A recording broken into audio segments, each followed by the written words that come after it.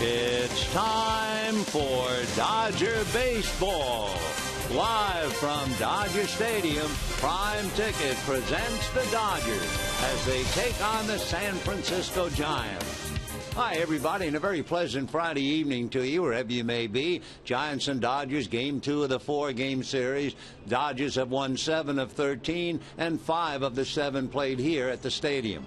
For the Dodgers, Clayton Kershaw will go to the mound. He's 14-8 with the year. He is also 3-0 against San Francisco, 11-4 lifetime, and he has a little 3-game winning streak against San Francisco here at Dodger Stadium. For the visiting Giants, their left-hander, Madison Bumgarner. It's been a tough year. He's 11-9, 2-1, however, against the Dodgers this year, 7-3 lifetime. However, he's hit a bad patch. The Giants have lost 8 of Madison's last 10 starts. The magic number, in case it slipped your mind, is 5. Arizona, meanwhile, is hosting Colorado. And over in Phoenix, Arizona has defeated Colorado 6 out of 7. Right now, sit back, pull up a chair, enjoy yourself. We're going to have the ball game and a whole lot more coming up right after this.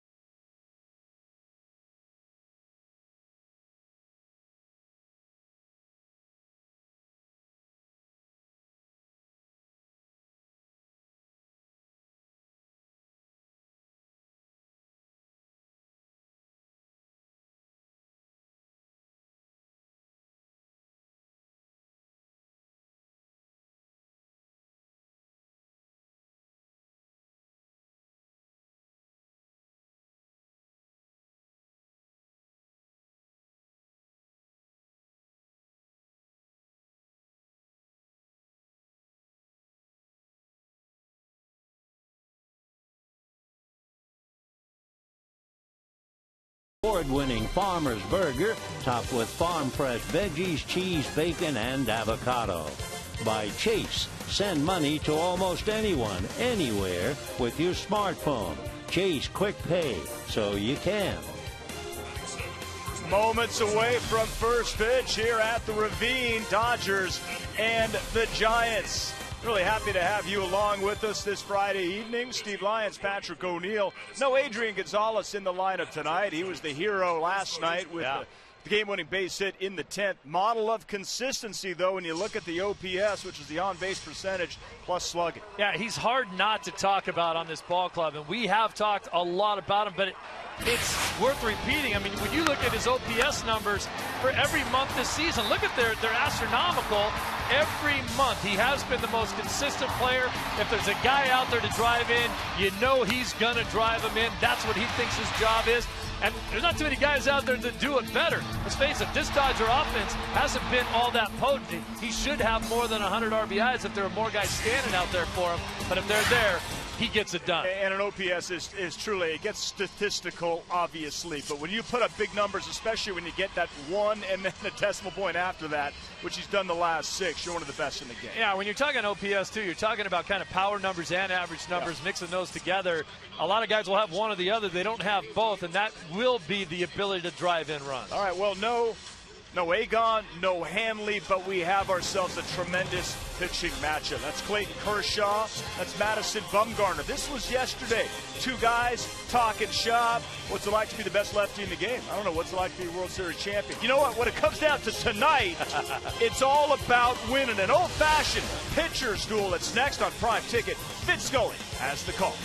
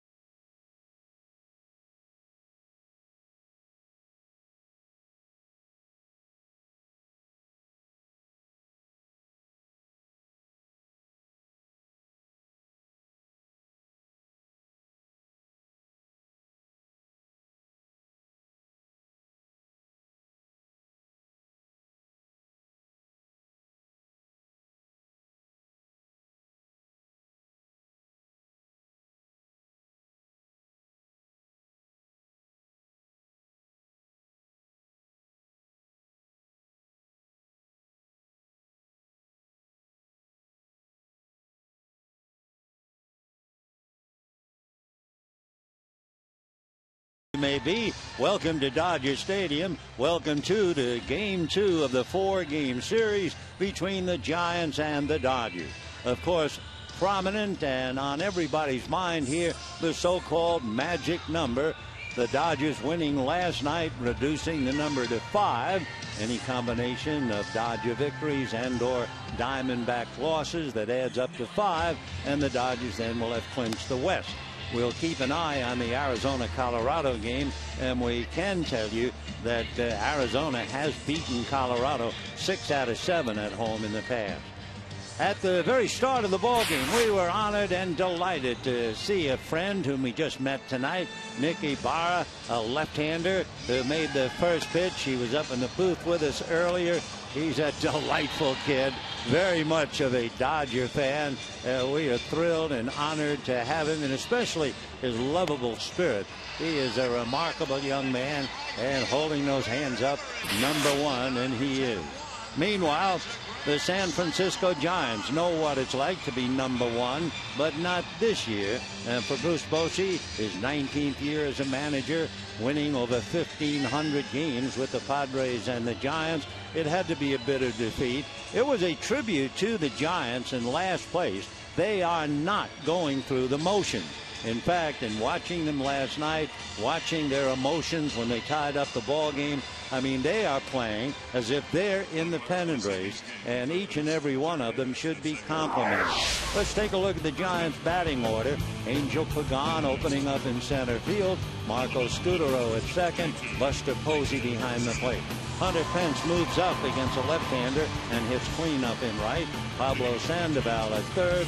Joaquin Arias at short. Brett Hill at first. Juan Perez in left field, and Madison Bumgarner on the mound.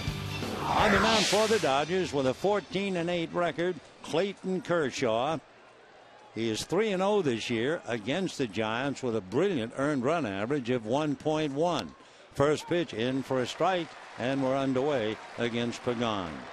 Among other things, Clayton 3-0 this year against the Giants, 11-4 lifetime. Here at Dodger Stadium, he's been dynamite. The left-hander comes back, slow breaking ball, but misses, and a 1-ball, 1-strike count.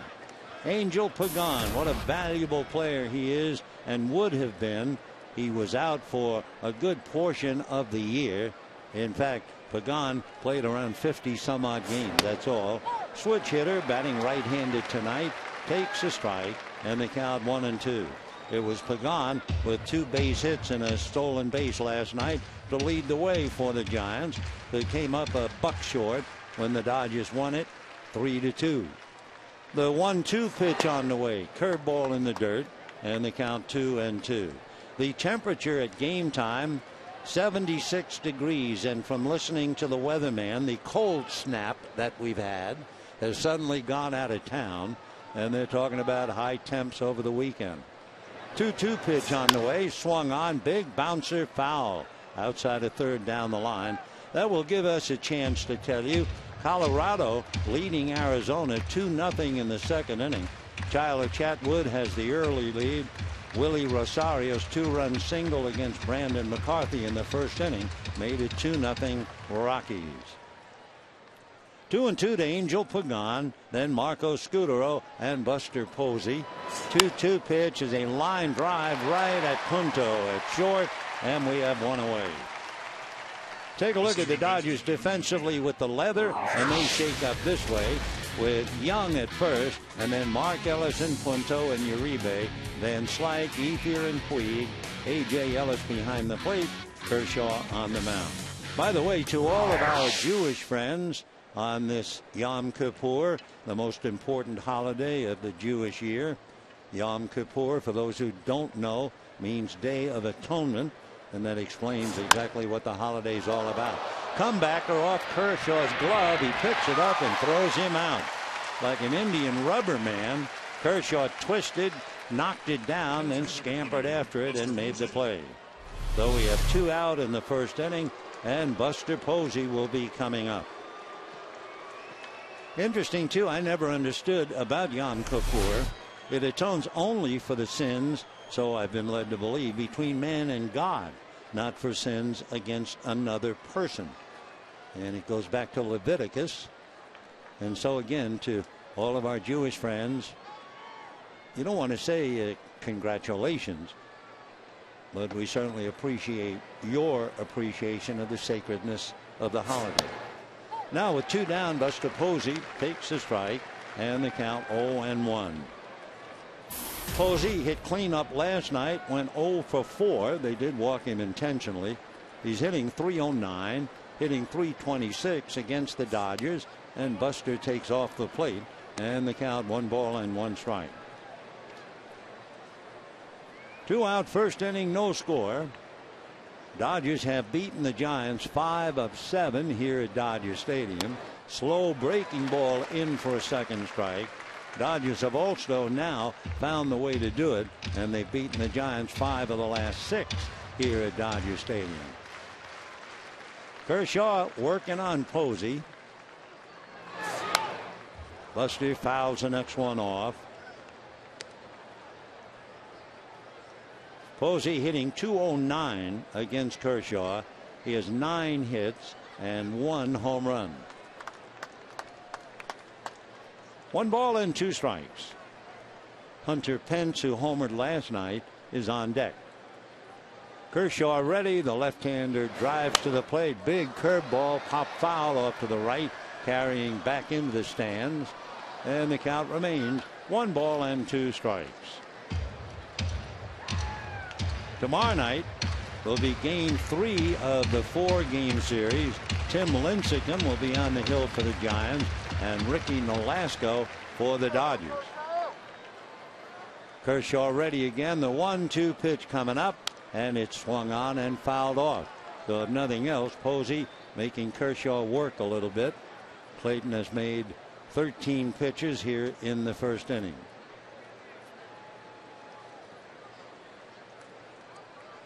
Clayton very carefully steps on the rubber, both feet on the middle of the rubber. And the 1-2 pitch on the way. Kershaw's fastball is fouled away. So Posey, one tough customer, fouling him off. He's had a 7-pitch at bat working from number 8. Last night, Marco Scutaro had a 9-pitch at bat. And then later in the game, Pablo Sandoval last night had a 10-pitch at bat. Here's the 1-2 pitch on the way. Posey swings, hits it in the air to center, right into Ethier's glove. So the Giants go 1-2-3, and at the end of half an inning, Giants nothing.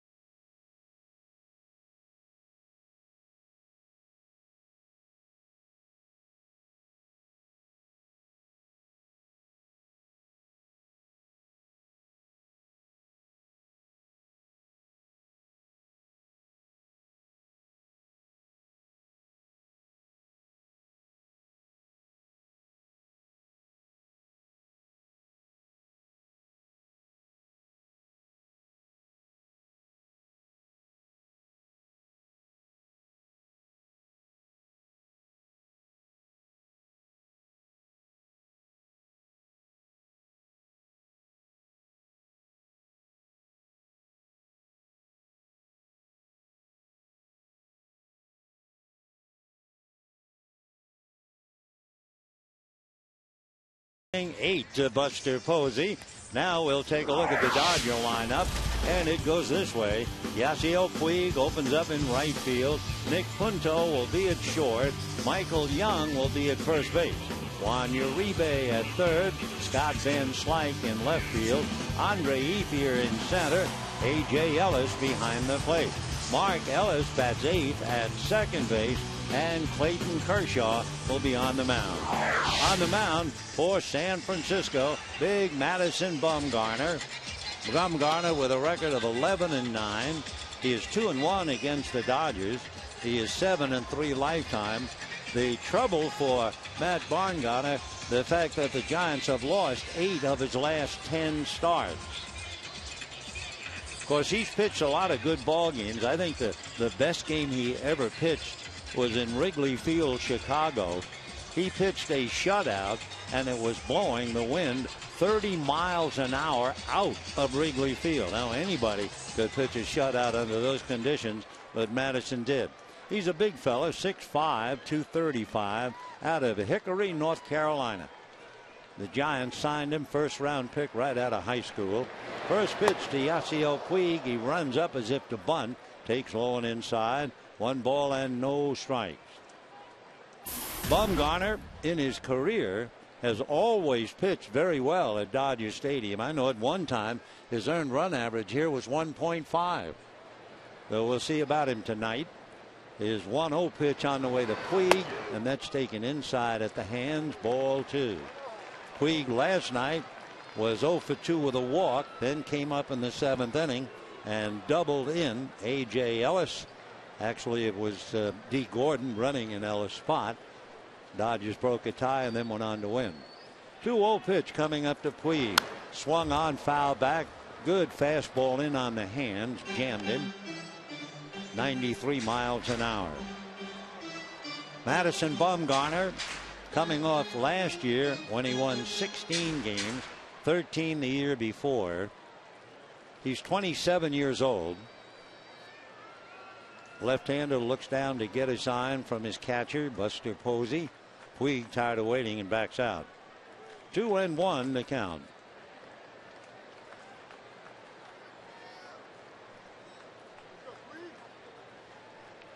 Now the 2-1 pitch on the way, swung on and missed, and the count 2-2.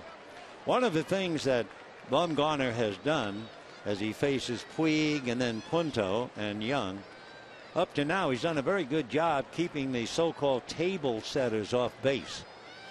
When he goes head to head with the tough hitters 4 and 5, usually the bases are empty.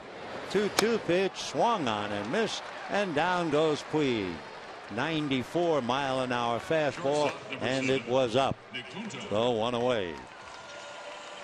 Take a look at the Giants defensively with Brad Pill, and then you have Scudero, Arias, and Sandoval on the infield. Perez, Pagan, and Pence, and Buster Posey handling Madison Bumgarner.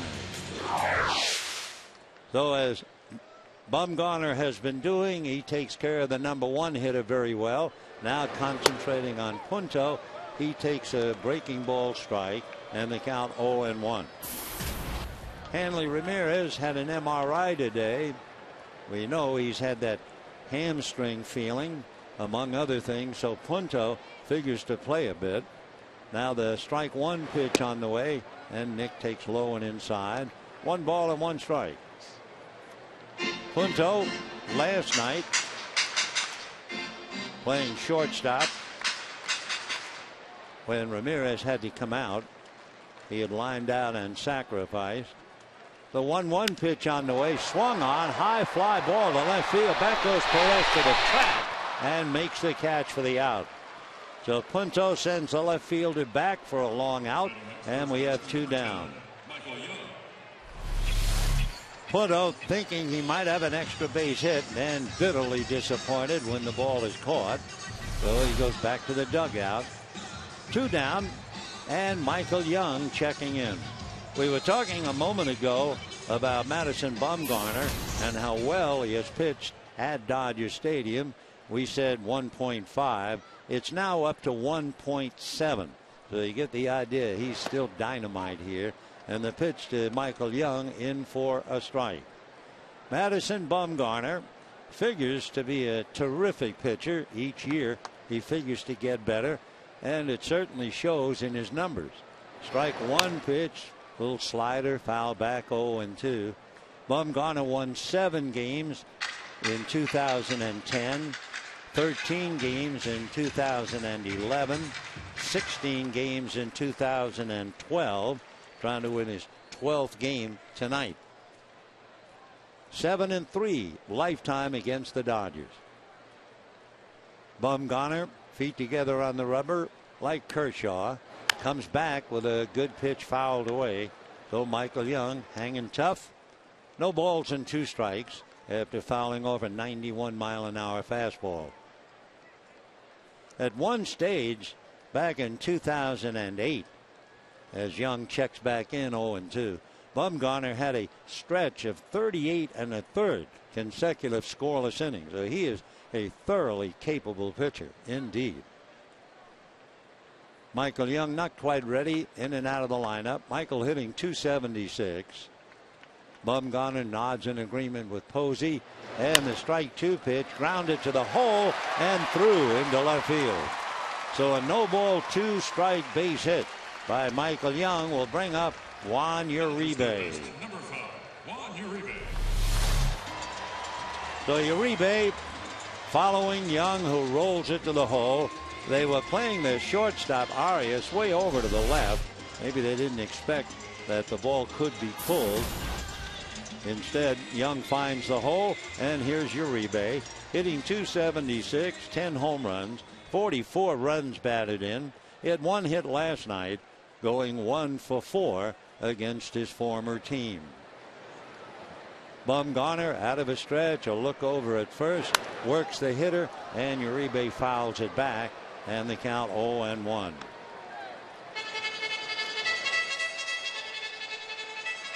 Uribe basically a first ball hitter and went right after it. No balls and 1 strike to count. Juan turning the page on the 3 home run game. That's history. It's the old story. What have you done for me lately? Strike 1 pitch on the way. Bumgarner delivers. That swung on, popped in the air, foul. Coming up before it is Pill right in front of the Giant dugout to make the catch. So Uribe fouls out. No runs, 1 hit, a man left, and at the end of an inning, no score.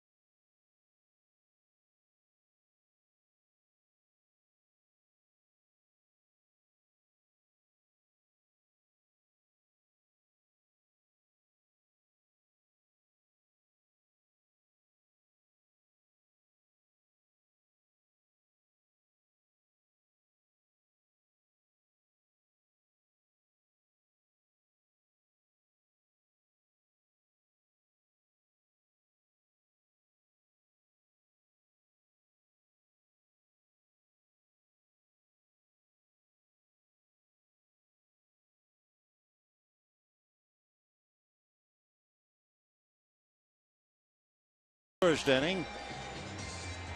Taking a look at some good left-handers, and of course when you look around all time against the Giants, Clayton Kershaw, believe it or not, leads the pack at 1.3 ahead of such pitchers as Don Wilson, Jim Bunning, Steve Rogers, and another fine left-hander, Jerry Koosman. So Clayton ready to work now on Hunter Pence. Pence had the home run to right field in the second inning last night. A rare moment indeed. Home run by a right-hand batter and the other way against Zach Greinke. So Hunter waits, swings at the first pitch, fouls it away, and the count 0-1. Hunter Pence constantly in motion. Big boy out of Texas and a solid ball player. Pence, despite his size, despite the fact that he is a home run hitter, he had 3 years in a row where he hit 25, still chokes up on the bat, backs off on a pitch that misses, and the count 1-1 strike.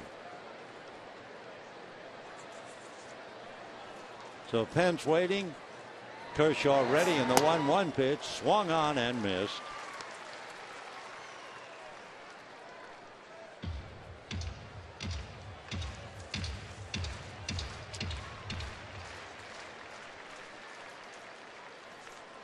Now the 1-2 pitch on the way, swung on, hit into left field. Coming over to his right, waiting to pick it off is Van Slyke.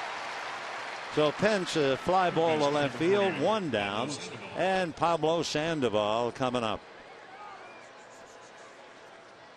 Pablo, the switch hitting third baseman, going through his usual routine. He does it before every at-bat. Sandoval is a very tough RBI guy, especially when it counts late in the game. He has 73, and the last 29 games he has 21. And he whacks one foul, and the count 0-1. Sandoval last night grounded out, had a very tough at-bat, a 10-pitch at-bat, and he drew a walk. He also flied to left, singled, and then gave way to Juan Perez, the runner, who came around to score. Sandoval looks at a strike, though he's in a hole now, 0-2.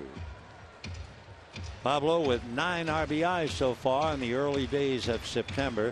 He's at 31 RBIs since the All-Star game. Strike 2 pitch is down and away. 1-2 the count to Pablo Sandoval. Of course, he also pays a price. He's a big man, and he is grounded into 18 double plays. The 1-2 pitch on the way. Sandoval swings and promptly ropes it into center for a base hit. The Pablo Sandoval, a 1-out single to center, and Joaquin Arias coming up.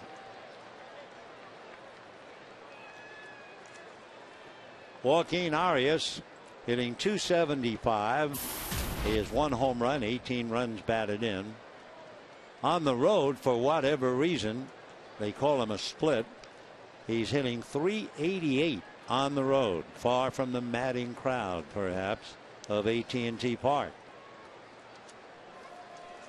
Arias, right-hand batter. Out of a stretch goes Kershaw, comes to his hitter, gets a strike, and the count 0-1. 1 out, second inning, no score. We're just starting. Arias, from Santo Domingo in the Dominican Republic, was originally signed by the Yankees back in 2001. Long and lean. He's 6'1", maybe 170. Hits one inside out into right field for a base hit. Sandoval stopping at second. Boy, they talk about hitting the ball from the inside. That's exactly what Arias did. He just held on and rolled it into right field. No way that the Dodgers' Mark Ellis could come up with it. So Arias following the single by Sandoval, and the Giants have 2 on, 1 out, and Brad Pill, the first baseman, coming up. Brett, big right-hand batter, and Brett's from these parts, hitting .219, 2 home runs, and 9 runs batted in. So Pill waiting at the plate, checks a pitch, and it's in for a strike, and the count 0-1. Brett, born in San Dimas, went to school at Cal State Fullerton, 7th round pick by the Giants.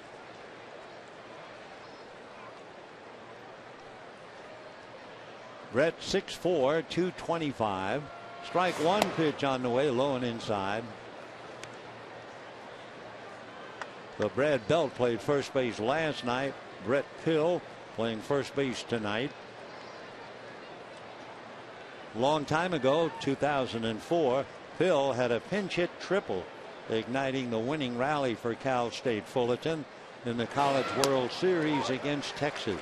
Off speed pitch that drifted up there at 74, in for a strike, and the count 1-2. Kershaw with 1 out has given up 2 hits. Pill followed by Perez. Clayton out of his stretch. Another look at the runners. The left-handed back with an overhand curveball fouled off, and Brett Pill stays there. 1 ball and 2 strikes. Brett came up to the Giants in 2011. He was with them last year, but he also spent time at Fresno this year. He has spent 68 games in Fresno and now back up with the big club. Originally drafted by the Yankees, but he opted to go to Cal State Fullerton for his senior year. 1-2 the count. Kershaw looks at the runners again. Clayton comes back, fastball low, and the count 2-2. For Brett Pill, he's a chip off the old block. His dad, Mike, a baseball player drafted by the Pittsburgh Pirates. and played in the minors for a couple of years, and then decided there was something more important to do and raise a family. 2 balls and 2 strikes to Brett Pill. Bent slightly at the knees and waist. Kershaw again looking at the runners, back with a fastball, looped into right. Going out is Mark Ellis to make the catch, and the runners have to hold. So Pill, little pop fly. Ellis runs it down, and now Perez coming up. Juan Perez, a racehorse, and he was dropped into the ball game last night after Sandoval singled in the 9th inning. And immediately Perez stole second, took third on a pass ball charged to Fedorovich, and came home on a base hit by Gregor Blanco. That tied up the game 2-2. Dodgers went on to win it in 10. So Perez hitting .218, getting a chance to play. 2 out, 2 on, no score, 2nd inning. Clayton ready, fastball fouled away. No balls and 1 strike to Juan Perez. Though we certainly know that Perez can run, we also know he's from Bronxton, New York. Went to school in Oklahoma at Western Oklahoma State Junior College. Kershaw trying to work his way out of a jam. 2 on, 2 out. Strike 1 pitch to the right-hand hitter, fouled away. Hit him with some fastballs in on the hands at 93, and the count 0-2. Perez 5'11", about 185. He will be 30. Check. He'll be 27 in November. He's made the stops: Augusta, San Jose, Richmond, Fresno, and San Francisco. Takes in the dirt. Nice block by A.J. Ellis. 1-2 the count. Clayton Kershaw versus San Francisco. Well, he's made 20 starts in his career. He is 11-4 against the Giants. And your first question is, how in the world did he ever lose 4 games to the Giants? His earned run average against them in his career is 1.3. He has 3 shutouts. Working again out of that big elongated stretch. And the 1-2 pitch, a comebacker. He goes to his knees, does Clayton, and throws to first, and that's that. So the Giants, no runs, 2 hits, 2 left, and at the end of an inning and a half, no score.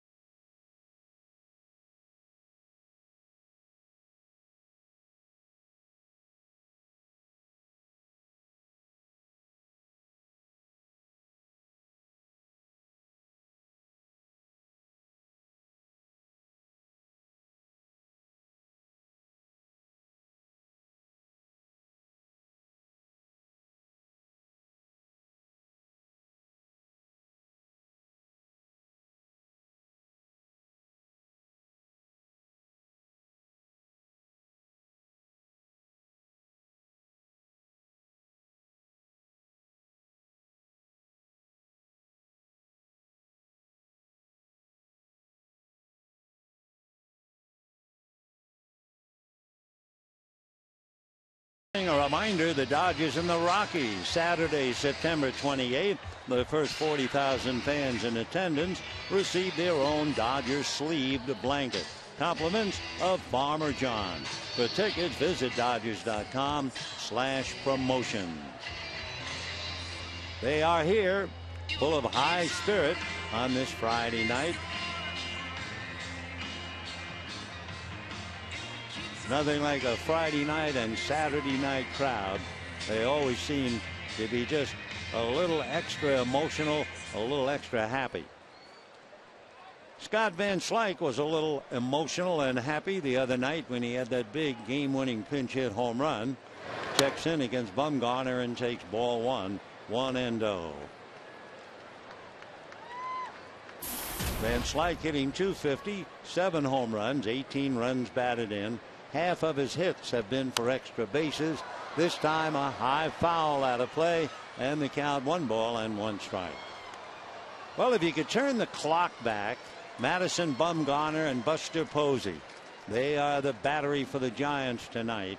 But Halloween night, game 4 of the 2010 World Series, the Giants were in Texas. The pitch outside, ball 2, 2-1, and Posey and Bumgarner became the first all-rookie starting battery in a World Series since Spec Shea and Yogi Berra started for the Yankees. Game 1 in the 1947 World Series against the Brooklyn Dodgers and right-hander Ralph Branca.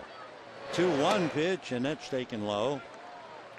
By the way, Bumgarner threw 8 shutout innings in that game. Posey hit a home run, and the Giants won it with the rookie battery, 4-0. Well, they are not considered rookies anymore, grizzled veterans in their 4th year. 3-1 fastball inside, Slyke's aboard. So the walk to Van Slyke will bring up Andre Ethier. The left-handers pitching tonight do a very good job of trying to stop the running game. Clayton Kershaw in his career has allowed 46 stolen bases and 42 have been caught, and he's also picked off 43. Bumgarner this year has allowed 18 stolen bases, 5 have been caught. Bumgarner ready and deals, and the pitch fouled away by Andre. 0-1 the count. Second inning, no score. Giants had 2 on with 1 out in the second inning, and Kershaw negotiated his way out of the trouble.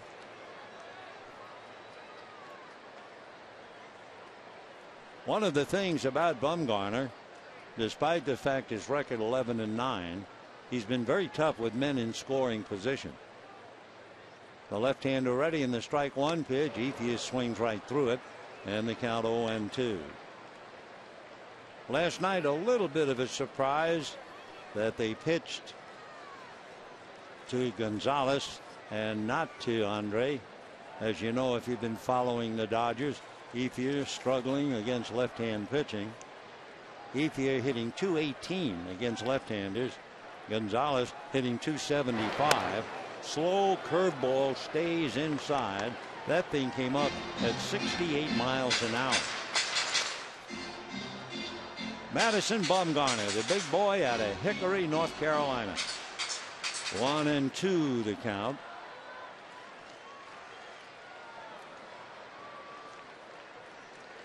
Bumgarner a long look at Posey.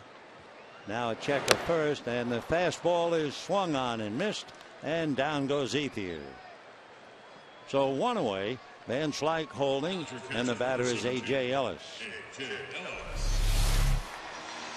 Naturally, around these parts, if you talk about left-handers now, the first name is Kershaw.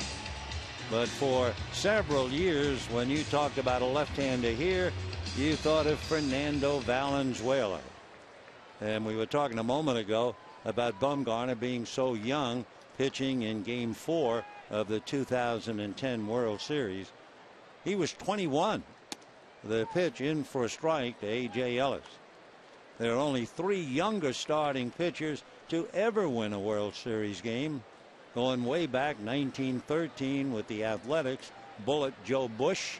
Bring it up to date, 20-year-old Jim Palmer of the Baltimore Orioles in 1966, And then there was Fernando as A.J. fouls it off. Fernando was 20 years old, pitching for the 1981 Dodgers, and oddly enough, Palmer and Valenzuela were exactly the same age, 20 years, 356 days. And thank goodness we're still talking about a left-hander named Valenzuela here at Dodger Stadium and around the league. 0-2 the count. Bumgarner works it inside and high. One out, bottom of the second inning. Ellis with one out. Mark Ellis on deck. We mentioned a little while ago, today is Yom Kippur, a serious day in the Jewish faith. It's also Friday the 13th. Pretty hard to figure out, and in doing a little research about why and how Friday the 13th became such a superstition, you have to go back maybe to an 1869 biography of a musician where they referred to it as a bad day. The pitch to AJ is low. In numerology, the number 12 is considered completeness. You know, 12 months of the year, 12 hours on the clock, 12 gods of Olympus, 12 tribes of Israel, the 12 apostles of Jesus, the 12 successors of Muhammad in Shia Islam, 12 signs of the zodiac for that matter as well. The 2-2 pitch on the way is inside, ball 3. The number 13, however, is considered irregular. You might not know it, I never did. In Spanish-speaking countries, instead of Friday, Tuesday the 13th is considered a day of bad luck. Tuesday the 13th. Never knew that. Throw to first, not in time. Van Slyke diving back. And they tell me the Greeks also considered Tuesday, especially the 13th, as an unlucky day. They said it was dominated by the influence of Ares, the god of war. 3-2 the count. Runner goes, pitch is high for ball 4. So there'll be 2 on with 1 out. As A.J. Ellis trots to first, Van Slyke advances to second, and Mark Ellis will be coming up. You know, another interesting note about it, while we're waiting for a little action, in Italian popular culture, Friday the 17th is a bad day. In Italy, 13 is generally considered a lucky number. So take your pick. They also did a survey out of North Carolina, and they said anywhere from 17 to 21 million people in the United States are frightened to death about Friday the 13th. All right, here's Mark Ellis. Fortunately, wears 14, and Mark swings, fouls it back, and the count 0-1. Of course, we were talking before about religion and the Jewish faith. Friday, not necessarily the 13th, but the day Christ was crucified and will forever remembered on Good Friday. 0-1 the count to Mark Ellis. He takes in the dirt. I'm not trying to get smart, just looked it up, figuring a lot of you folks might find it a little interesting. Like you, I'd be lost without Google. I'm not trying to show off, but I just found it a little interesting. And one last thought, some of the famous people who died on Friday the 13th, like here in Hollywood, Richard Zanuck, the wonderful chef Julia Child. 1-1 pitch, ground ball up along third, foul ball, no play. So Mark will have to come back and try it again. Tupac Shakur died. Benny Goodman died on Friday the 13th. Hubert Humphrey, the senator from Minnesota. The writer Mickey Spillane. The singer Lily Pons. Diamond Jim Brady, you might have heard that name. Okay, I quit. I promise no more. Yeah, there goes. If you watch it on TV, there goes number 13. Hanley Ramirez. 1-2 the count to Mark Ellis. 2 on, 1 out. Nothing really happening yet. Bottom of the second inning, no score. Mark back up and waiting. Bumgarner looks down to Posey. Now Madison is ready. Big left-hander set. 1-2 pitch. Slider swung on and missed, and that takes care of Mark Ellis. 3 strikeouts for Bumgarner, and the batter will be Clayton Kershaw. Who was here who would ever forget opening day? Clayton Kershaw coming up, hitting a home run over the center field fence, and the Dodgers winning 4-0, and Clayton pitching a shutout. Bumgarner 2 on 2 out, no score, second inning. Bumgarner with 3 strikeouts, his high this year 11. Slow breaking ball is off the plate. 1 ball and no strikes. 11 strikeouts, and he has done that twice.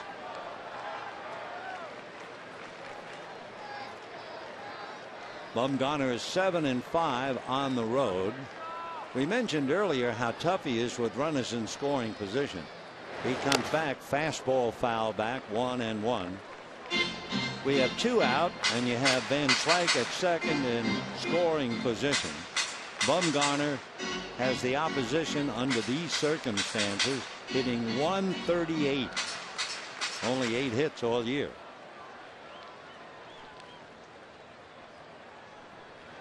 One ball and 1 strike. Kershaw waiting. Bumgarner very deliberate now, trying to get out of the jam. The 1-1 pitch picks up the outside corner, and the count 1-2. Good fastball at 93.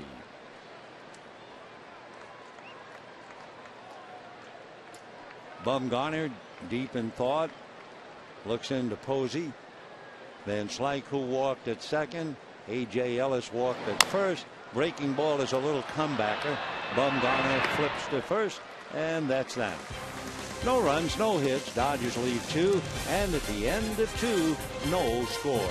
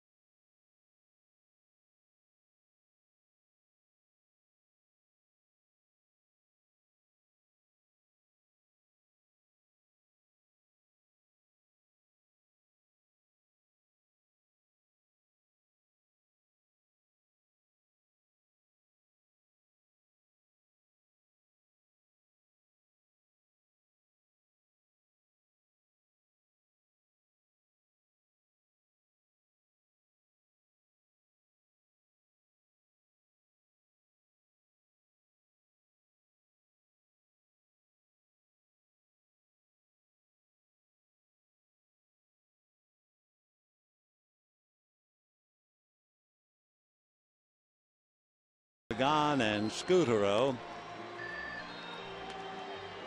Couple of facts to keep in mind. Dodgers starters have been brilliant, allowing 5 earned runs or less 91 consecutive games. That's the 4th longest streak in the majors since way back in 1990. And Kershaw trying to keep it going as we head for the 3rd inning.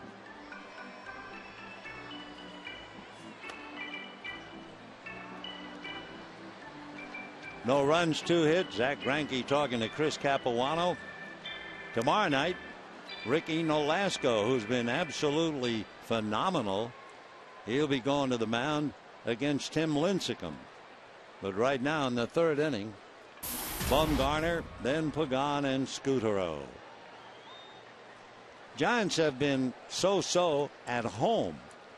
Break even, which is not the way to do it. And they're really having had problems on the road. Bumgarner bats right-handed, takes a strike. Giants are 15 games under 500 on the road. But you know where they are better than the Dodgers? Within the Western Division. Bumgarner takes another strike. Giants are 7 games above 500 in the West. The Dodgers are 2 games better. Now the strike 2 pitch on the way. Kershaw bends it low, ball 1. Another dramatic improvement for the Dodgers here at home. Since the 5th of July, the Dodgers are 18-5. 1-2 pitch, low and inside, 2-2. Kershaw, a familiar velocity, 93. Clayton looks over the fingertips of the glove. 2-2 pitch on the way. Fastball fouled off.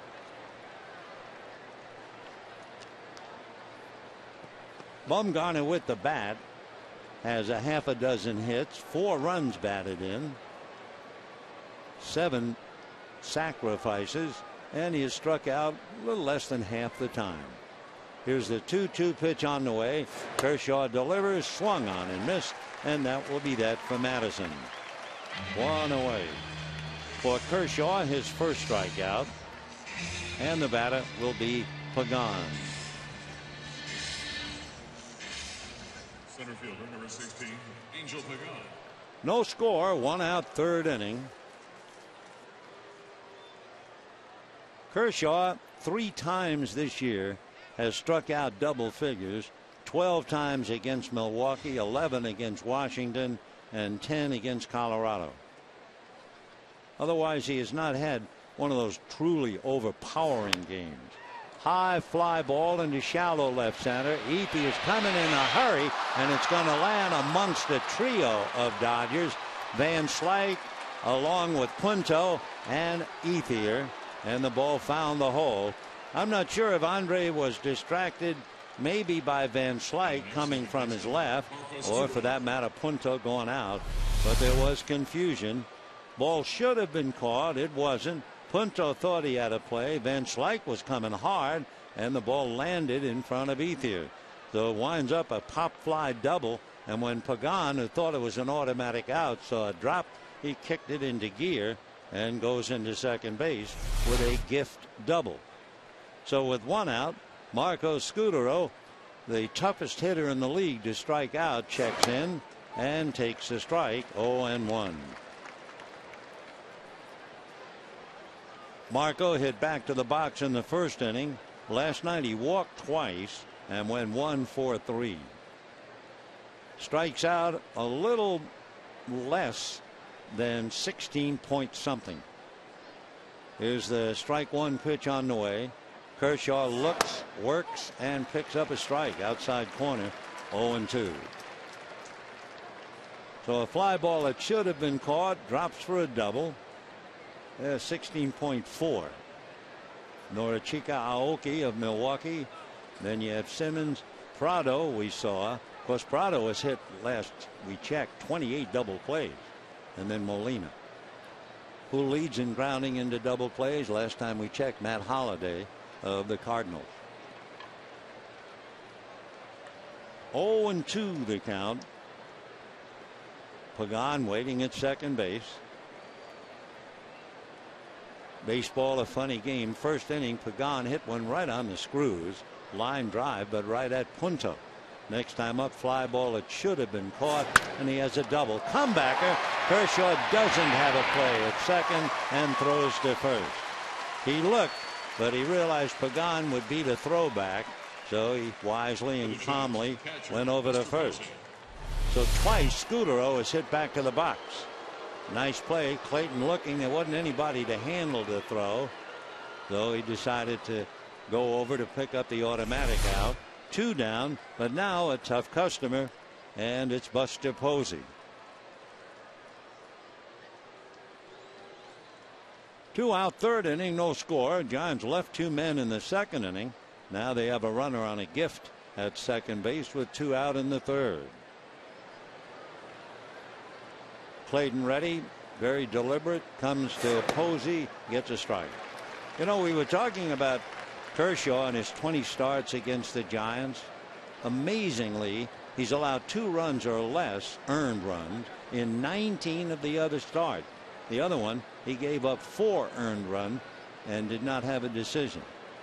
We told you, how in the world could he have lost 4 with that incredible ERA? Strike 1 pitch is high. Well, he lost by the scores of 2-0, 2-1, 2-1, and 2-0. So in those 4 starts, the Dodgers got him 2 runs. 1 ball and 1 strike. 2 out, 3rd inning, no score.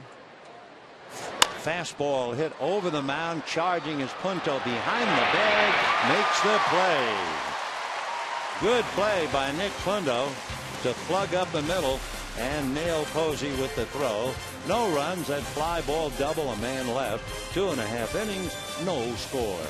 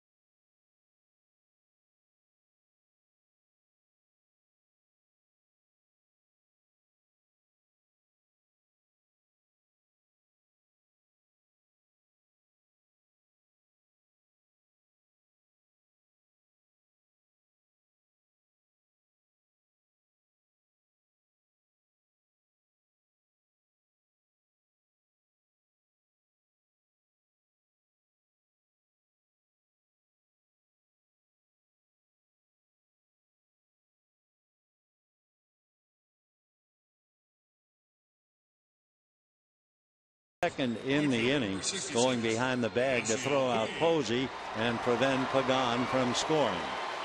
Now in the 3rd, Madison Bumgarner getting ready to face Puig, Punto, and Young. A reminder, Friday, September 20th at 10 a.m. you can purchase tickets for potential division and championship series home games starting a week from today at 10 a.m. All right, bottom of the 3rd. Here's Puig, struck out on a high fastball in the 1st inning. And promptly is handcuffed, fouls a fastball off. That was 93. He hadn't been able to get around on Bumgarner so far. Being pitched inside hard on the hands.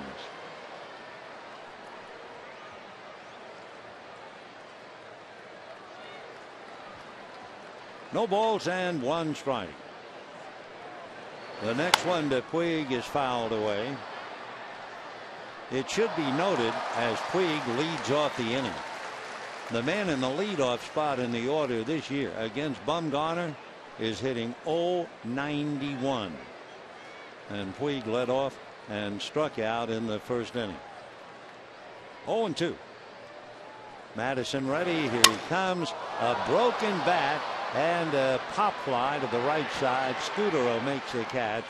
Bat just came apart. In fact, Puig's still holding the handle, and a good portion thereof. The meat part of the bat picked up and returned to the dugout. 1 away. So the bat just disintegrates. Pop fly to Scudero. 1 out in the 3rd.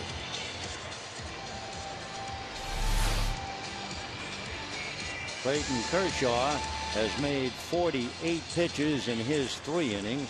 Bumgarner now has made 40. One thing Kershaw has done, getting that first pitch strike to all 12 Giant hitters. Punto fouling it back. So Clayton cooling off in the dugout. It was 76 degrees when the game started. Clayton sitting alongside Rick Honeycutt, another very talented left-hander in his day.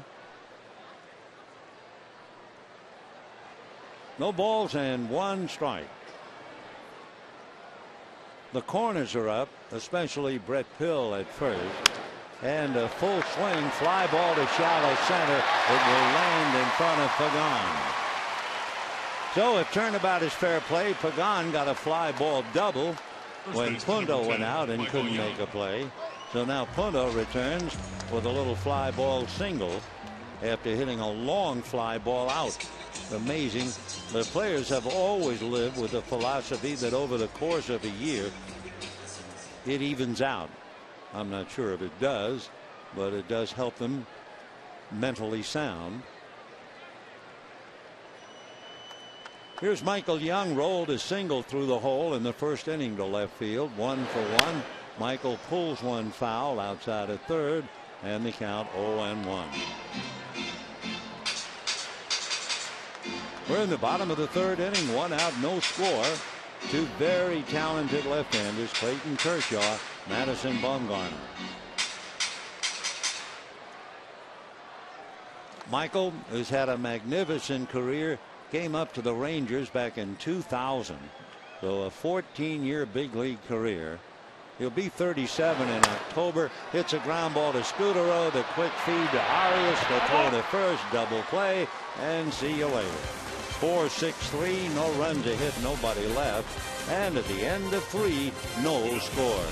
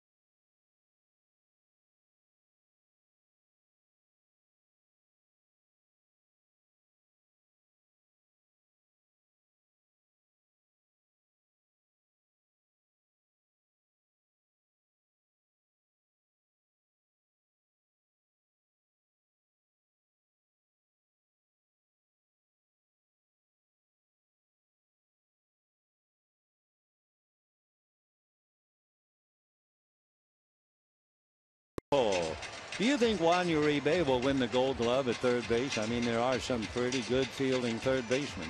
Tweet hashtag Uribe Gold Glove yes or Uribe Gold Glove no. And maybe it's your own personal preference. Did he play up to the level of a Gold Glove third baseman? He's had 4 errors in 251 chances. That's a really great .984 fielding percentage. In fact, it puts him second in the league. Well, we'll see how you vote. Meanwhile, here's Hunter Pence. Hacks at it, hits it to third. Winding up is Uribe to throw him out. So Pence didn't hang around long enough for us to tell you that he has only 2 career hits in 37 at-bats against Clayton Kershaw. So his average is less than a half a buck. and both of those hits were singles. So 1 out. And the batter, Pablo Sandoval. Sandoval singled in the second inning, 1 for 1.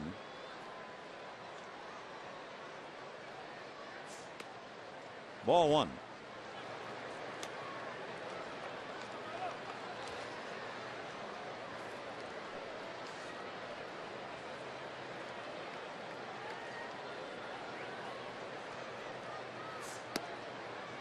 The Giants being in last place, you wonder why they're wind up where they are. Among other things, Boschi's boys were 0-3 against the Mets. Cincinnati crushed them, beat them 6 out of 7.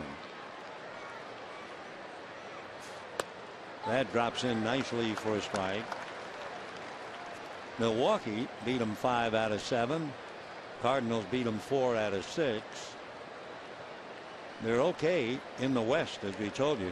They're 37-30 in the West. Little foul ball on a fastball at 93. Lands in fastball alley. Second deck directly behind home plate. Giants did not do well against the American League. They were 5-12. So a bitter pill for the Giants. They don't want to lose any more. They're already 20.5 games out, which means 1 game behind San Diego and Colorado. I still think they'll wind up ahead of one of those two. You'd have to go back to 1998. Florida Marlins went from championship to last, and then they dismantled the team. I don't think the Giants have any ideas of doing that. Little foul ball. Still 3-2 to Pablo Sandoval.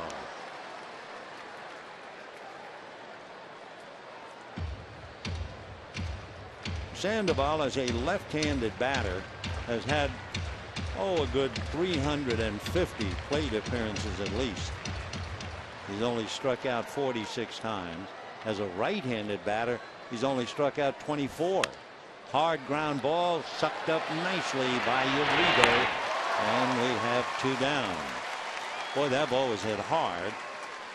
Wouldn't come up. It hugged the ground. So 2 down. Joaquin Arias coming up. He's single to right. Well, we want to keep an eye on the Colorado-Arizona game. Dodger Magic number 5. Colorado got 2 in the first inning. They're leading Arizona 2-1. Bottom of the 5th inning. In what appears to be a shootout. There have been 15 hits already, but only the 3 runs. Colorado 2, Arizona 1. Arizona has beaten Colorado 6 out of 7 in Phoenix and 8 of 13 overall. 0-1 to Joaquin. 1 ball and 1 strike.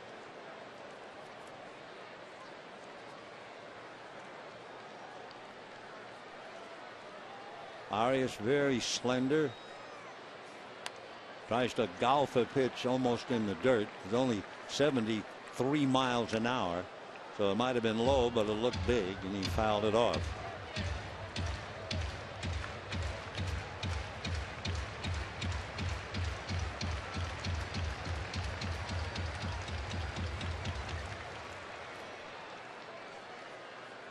Kershaw trying to put him away. 1-2.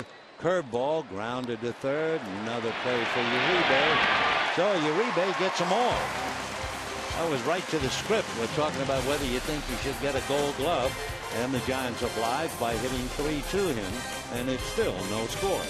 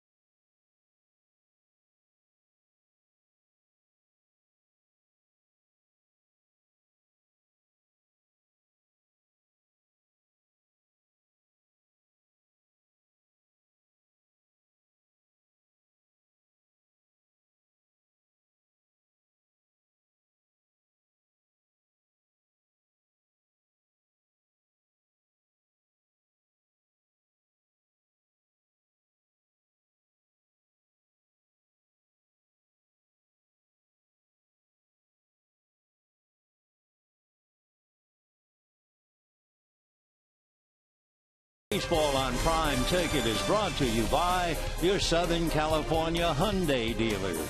Come test drive the fun-to-drive 2013 Sonata. By AT&T UVerse TV. Check availability at 1-800-PIC-ATT. And by Jack in the Box. Go big at a participating Jack in the Box with Jack's really big chicken sandwich combos for only $3.99 plus tax. Bottom of the fourth inning, no score in the ball game. The Giants and the Dodgers. No runs, 3 hits for the Giants. No runs, 2 hits for the Dodgers. And Juan Uribe up there and takes a strike. And the count 0-1. When you look at number 4 hitters, the Dodgers doing well. This club, the number 4 hitter, averaging out to .327. The strike 1 pitch missed 0-2. Of course, when you talk about Dodger cleanup hitters, Uribe is the 10th Dodger to hit cleanup this year. Ramirez has hit 60 games as cleanup. Adrian Gonzalez 30. 0-2 to Juan Uribe. Check swing, pitch off the plate, 1-2. One of the things that really plagued the Giant pitchers this year, the starters have given up 96 home runs. Bumgarner has given up 14, which is okay. The bullpen has given up 34. So you put them all together, and the Giant pitchers have given up 130 home runs. Dodgers looked at Matt Cain last night. He has given up 21 to lead the club. 2 balls, 2 strikes. Fouled away. When you're in last place and the pitching staff gets a report, things could be worse. That really shakes you up. I'm sure it has torn up the intestinal tract of Dave Righetti, the pitching coach, because the Giants starters, as tough as that has been, they've been saved losing 25 games where the starting pitcher left in position to lose and the offense came back to tie or take the lead. 2 balls and 2 strikes. Squirted foul at the end of the bat. Still 2-2. Dave Righetti anxiously watching Bumgarner. Of course, when you look at the starters, Bumgarner 11-9, Matt Cain 8-9, and so it goes. Lincecum 9-13. We'll see Timmy tomorrow night against Ricky Nolasco.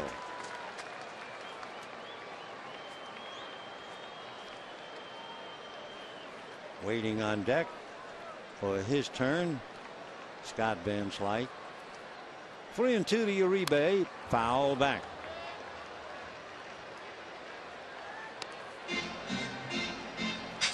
Giant pitchers have also walked a lot of hitters. Second highest rate of walks when compared to plate appearances. Since the All-Star game, they've given up 170 walks. So there's a lot of reason why the Giants are last. Fastball away, fooled Uribe. He chased it, and down he goes. A 94-mile-an-hour fastball. Bumgarner now has 4 strikeouts, 1 down, and Van Slyke coming up. For Uribe, that was a 9-pitch at bat. Finished up with a strikeout on what have been ball 4. So he's embarrassed and angry at himself, still carrying the bat. Van Slyke walked first at bat, ball 1.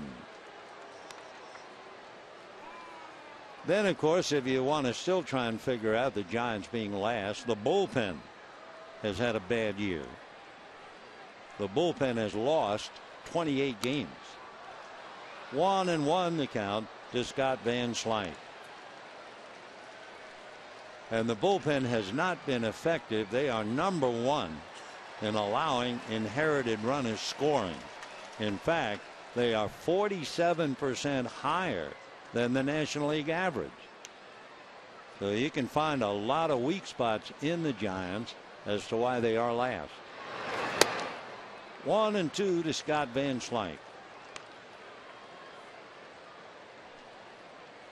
When Bruce Bochy's team loses a game, he hopes they'll not go into a losing streak, and yet 45 times this year the Giants have followed a loss with a loss. Another foul ball and a 93-mile-an-hour fastball. So 1-2 to count. We're kind of noodling around here, bits and pieces on the Giants. Nothing happening, no score. Bottom of the fourth. We've talked about Uribe, and he's 0 for 2. Oh, Scotty gets a foul ball. That had to hurt.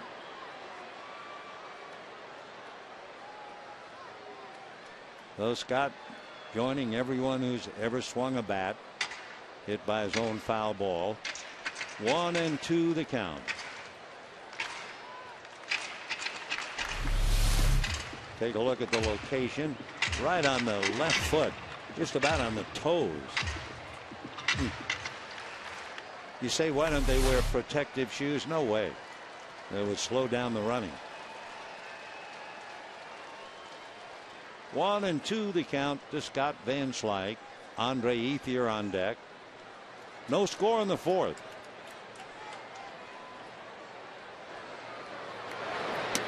Slow freight low.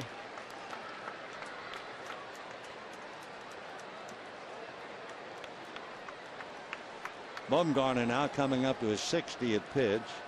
Kershaw made 60 pitches in his 4 innings. Fastball and a mile-high fly ball. Going back and ready to catch it is Angel Pagan. So Van Slyke just hit under it, and we have 2 down. Fielder number 16, Andre Ethier. Andre Ethier coming up. He struck out in the 2nd inning.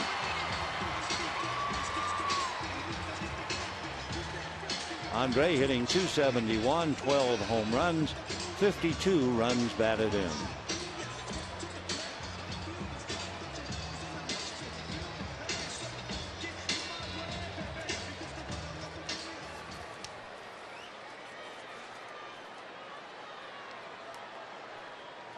Dodgers have had 1 man on at least in each of the first 3 innings. So Bumgarner trying to retire the side in order for the first time. Kershaw in 4 innings has retired the side in order twice.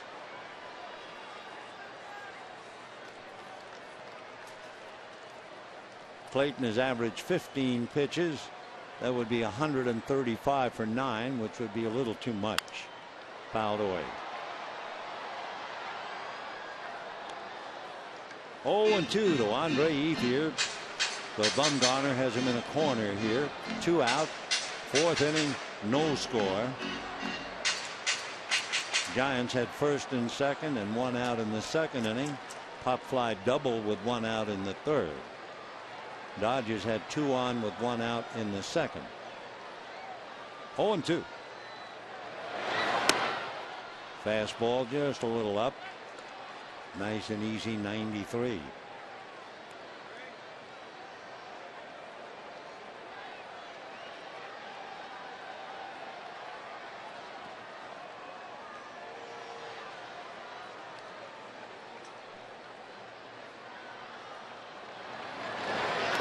And slider in the dirt.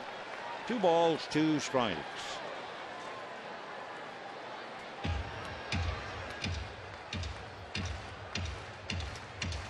Bumgarner later in the game becomes a worry, at least over his games this year. From the 7th inning on, his ERA is more than 5.5, and the batting average is over 300. 2 balls, 2 strikes. And down goes Ethier. Changeup. Posey throws him out. So Ethier strikes out twice against Bumgarner. 5 strikeouts for the talented left-hander. And at the end of 4, no score.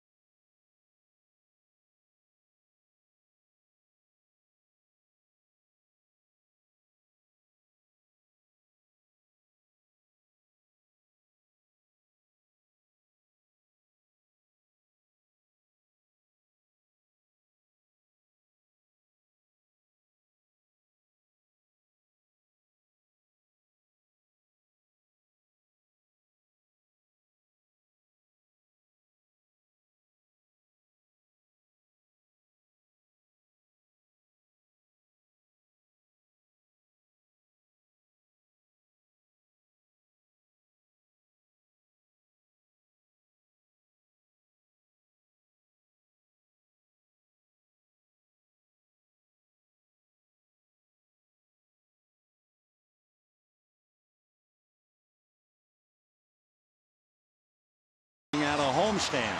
You have tomorrow night with the Giants at 7:10, followed by Sunday afternoon, and then we'll be moving out. Dodgers going to Arizona for 4, followed by 3 in San Diego, and then for good measure they'll finish up in San Francisco and then come home for the final 3 games of the regular season with Colorado, 27th, 28th, and 29th. So hope to see you tomorrow and or Sunday, and if not, the last weekend in September. Meanwhile, we go to the 5th inning. No score. 0-1 the count to Brett Pill. We'll bring you up to date. Colorado got 2 in the 1st inning. Arizona has tied it up in the bottom of the 5th. Tyler Chatwood had a wild pitch to let the tying run score. A drive to left. Late start by Van Slyke, but he goes back and makes the catch. He did not get any jump. Maybe he lost that ball for the moment, but he was able to go rack and get it. So 1 out in the 5th inning. There will bring up Juan Perez. Kershaw has retired 6 in a row. Perez hit back to the box in the 2nd inning.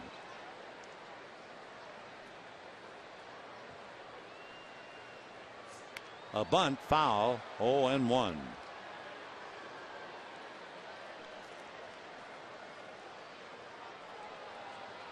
We feel it's a major part of the game. Pitch count certainly means a lot. You get into September, you know they're all tired. And we're always looking for swings and misses and foul balls. For Kershaw, there's only been 1 swing and miss, and that's when Bumgarner was at the plate. 16 foul balls. He's had 7 ground balls, 1 strikeout, that's all, and it was against Bumgarner. He's got Perez 0-2. And sinking fastball takes care of him. The 2nd strikeout for Clayton Kershaw, and the batter will be Madison Bumgarner. Talking about Clayton and strikeouts, we mentioned he had 12 way back in April against Milwaukee, 11 against Washington, and 10 against Colorado. Last couple of games, Cincinnati last time out he struck out 7, and the game before in Colorado he struck out only 4.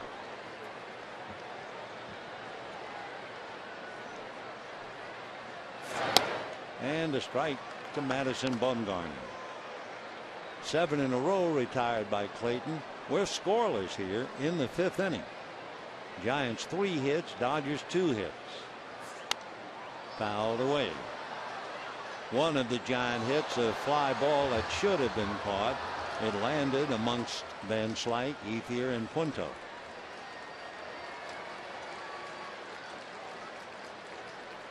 Punto got a little fly ball single that landed in front of Pagan. Young had a ground ball single, and that's strike 3 call to Bumgarner. Strikeout number 3, and that's 8 in a row retired by Clayton, and at the end of 4.5, no score.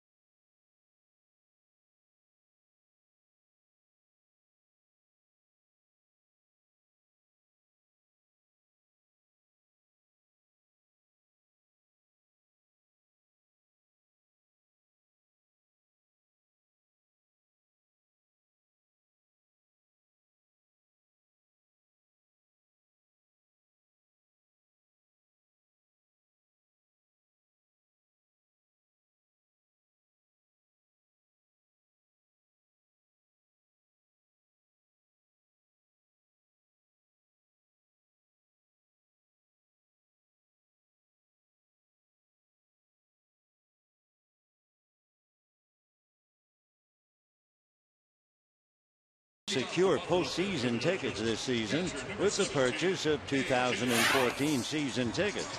And to learn more, visit Dodgers.com/season tickets or call a season ticket representative today at 323 Dodgers. No score, bottom of the fifth. Clayton Kershaw has made 68 pitches in his 5 innings. Madison Bumgarner has made 65 pitches in his 4 innings. And it's the bottom of the lineup for the Dodgers. A.J. Ellis, Mark Ellis, and Clayton Kershaw.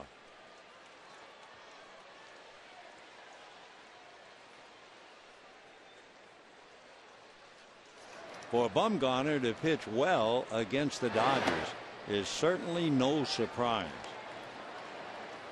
Seems like every time we see Madison, he pitches an exceptional game.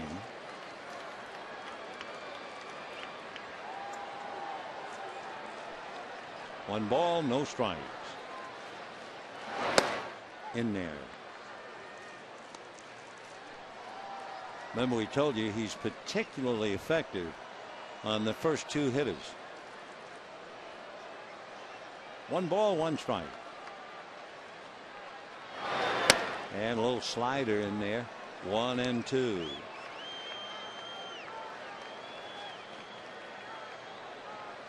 Madison Bumgarner, the big boy out of Hickory, North Carolina.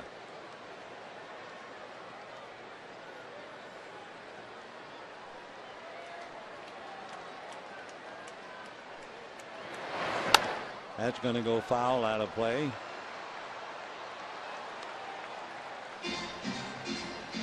A.J. shaking his head. That's a usual sign that he had a pitch he thought he could drive. Like the big fish that got away, he just fouled it off. 1-2.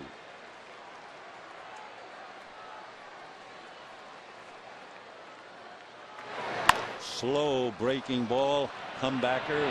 Bumgarner at 6-4 takes care of it. And we have 1 out in the 5th inning.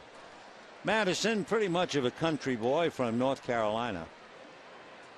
He loves to ride horses.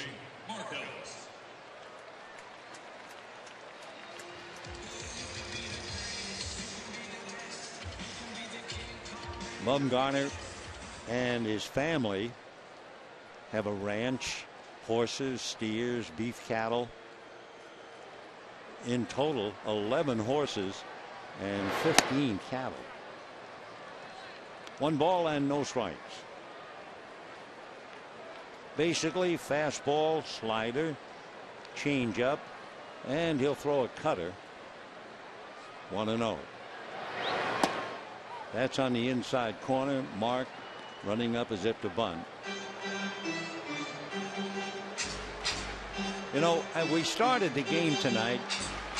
We thought you might be interested, talking a little bit about Yom Kippur and also about Friday the 13th.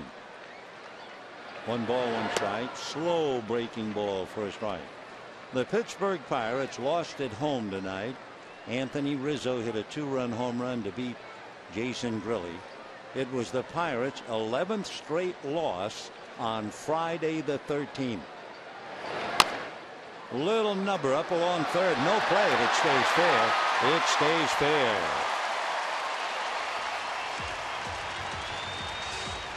So Ellis swings, tops the ball, gets himself a base hit, and the batter will be Clayton Kershaw. Wow, that's quite a note. 11 straight losses on Friday the 13th. We also mentioned earlier about a stress study.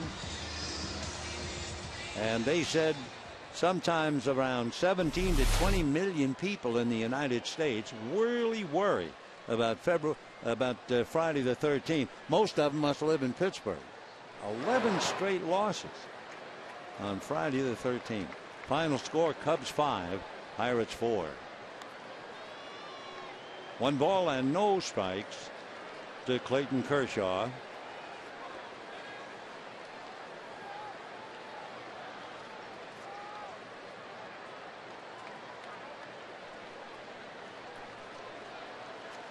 One and 0.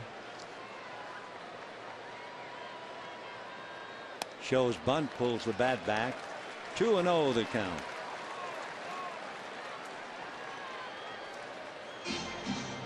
No runs, 3 hits, no errors for each side. Dodgers trying to beat the Giants, reduce the number to 4. If Colorado somehow should beat Arizona, the number would be reduced to 3.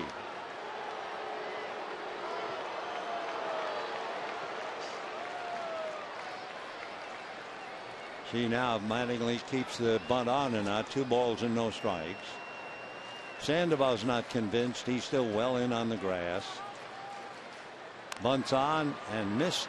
Fouled at the plate, and the count 2-1.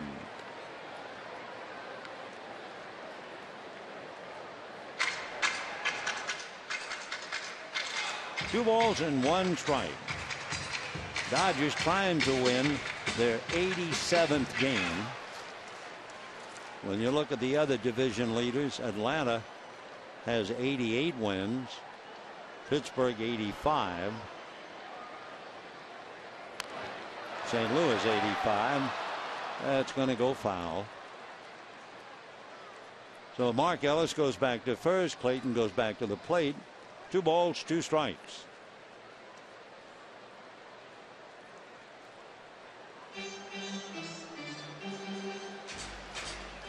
Dodgers have won 7 of the 13 from the Giants. 5 of the 7 played here. In fact, 5 of the last 6 played here. 2-2. The bunt is down. He succeeds. Posey hesitates with Bumgarner, then throws him out. So on the sacrifice, Mark Ellis is at second, and they'll leave it up to Yasiel Puig. So Kershaw does his job and gets the bunt down.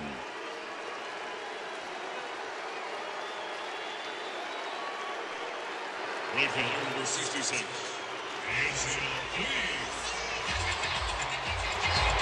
Puig is hitting .337. He has struck out and popped up. Remember, we gave you a note last night about how effective he is, overwhelmingly effective, when he puts the first pitch in play. Hitting something like .565, so keep an eye on him, especially on the first pitch.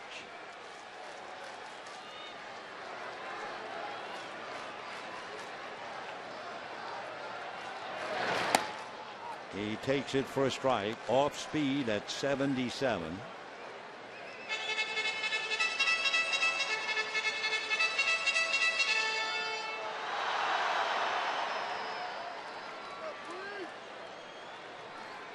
The .565 is right. 35 hits if he puts that first pitch in play. Now he's in a hole 0-2. So a veteran left-hander, Madison Bumgarner, changing speeds on Puig. Struck him out on a high fastball in the first inning, jammed him, and he broke his bat and popped up in the third.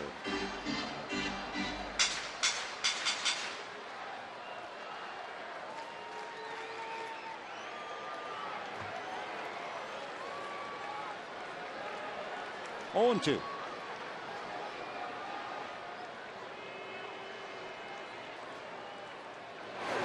And a high fly ball that's very catchable.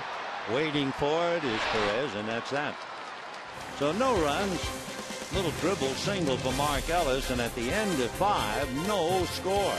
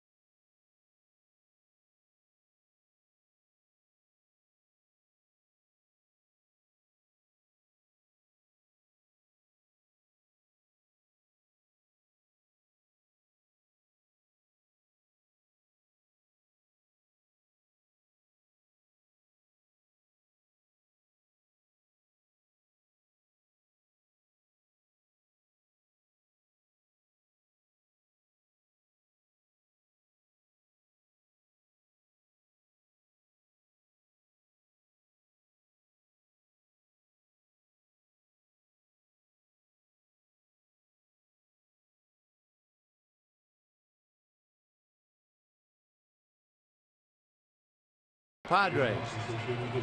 Dusty Baker came up with a couple of men on base and doubled. 13 batters came to the plate that day, so Baker came around a second time and hit a 3-run home run.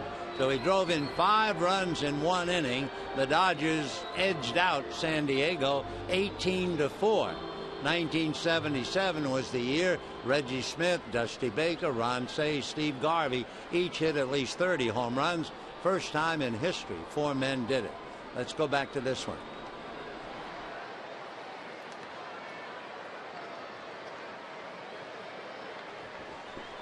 No score. Clayton Kershaw, Madison Bumgarner, and the Giants turn now to swing the bat and to strike to the leadoff man, Angel Pagan. Pagan lined out to short, hit a fly ball to shallow center. 3 Dodgers went out, and it dropped amongst them for a double.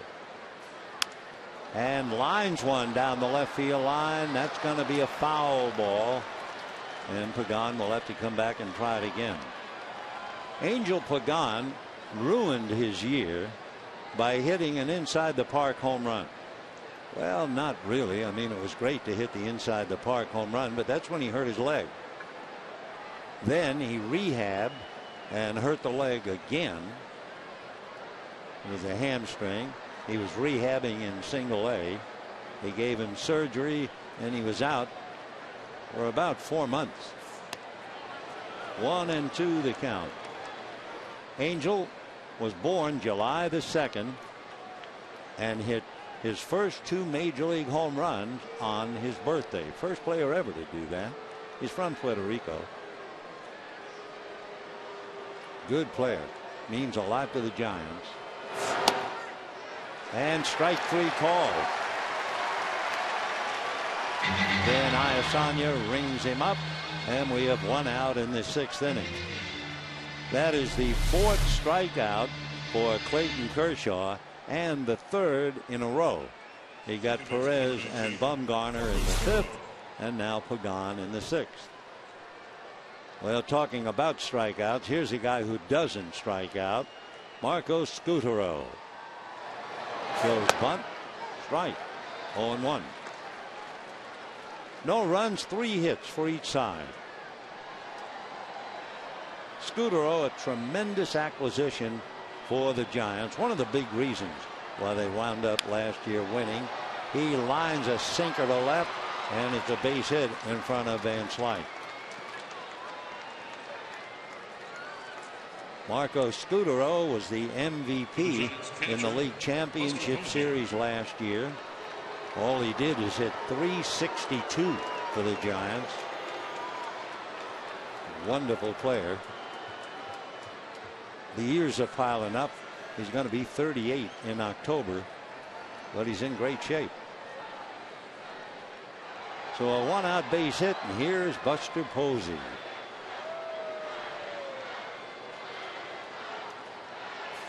Fastball hit to Uribe. Down to Ellis. He turns it to Young.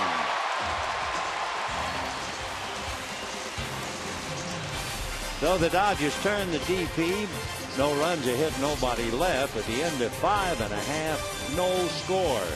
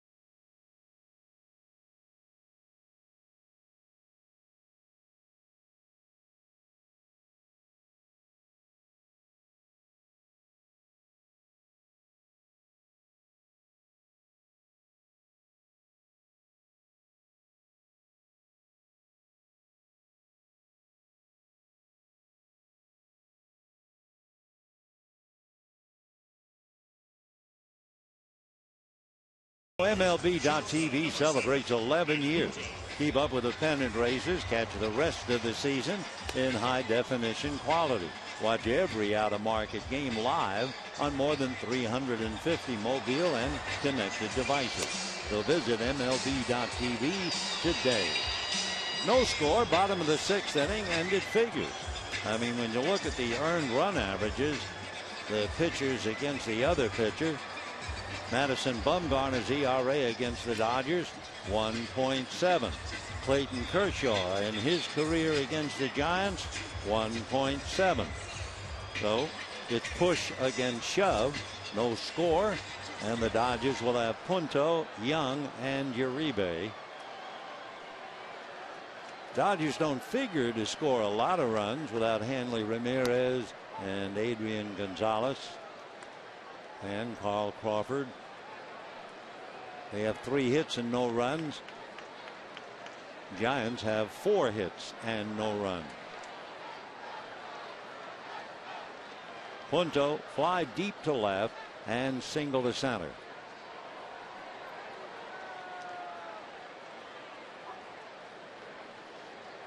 Bumgarner made 82 pitches in 5 innings. That's going to go foul. Kershaw made 75 pitches in his 6 innings. Kershaw has struck out 4.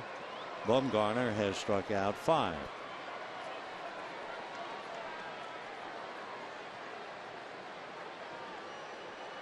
Oh, 0-2. Laid off that pitch, 1-2 the count. Fastball up and just outside at 93.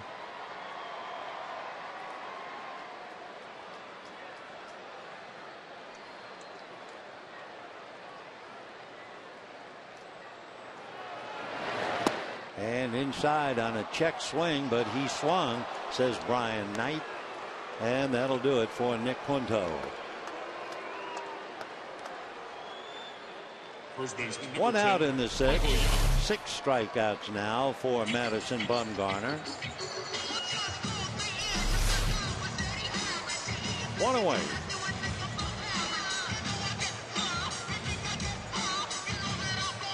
Michael Young grounded a single to left in the 1st inning on an 0-2 pitch. Hit into a double play in the 3rd. And little high, ball 1.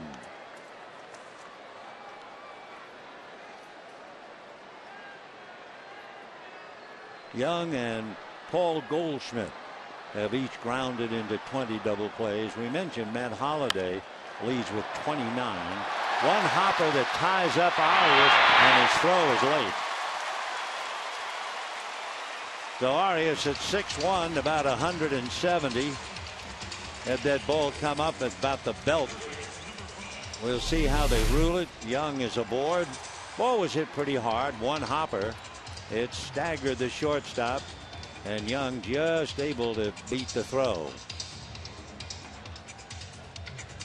So that'll bring up Juan Uribe. It's going to go as a base hit for Young.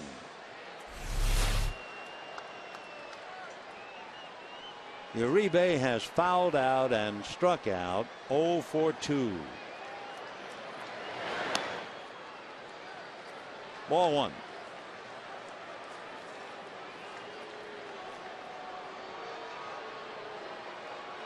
Juan hitting .274. Bumgarner has tied him up so far.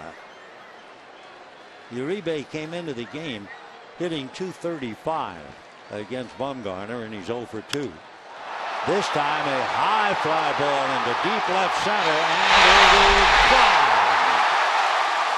Juan Uribe hits it out, and the Dodgers lead 2-0.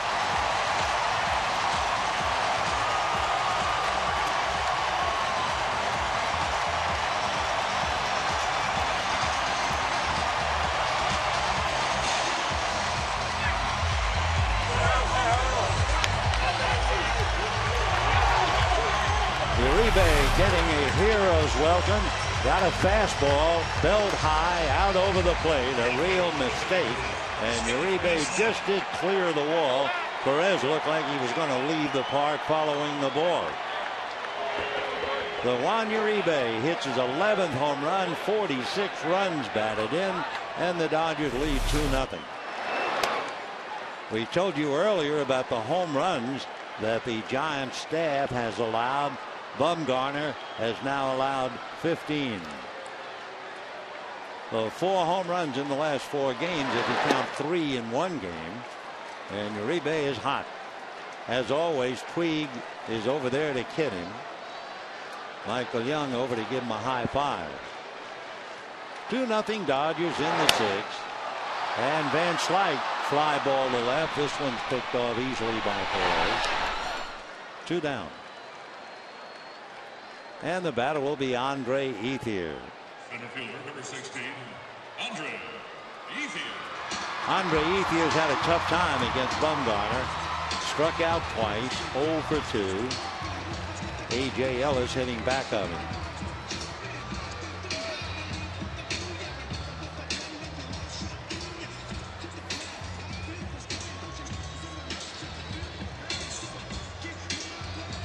Two out, 2 in, bottom of the 6th, 2-0 Dodgers. When the Giants come up in the 7th, it'll be Pence, followed by Sandoval, and then Arias. Slow breaking ball in for a strike. 79-mile-an-hour bender.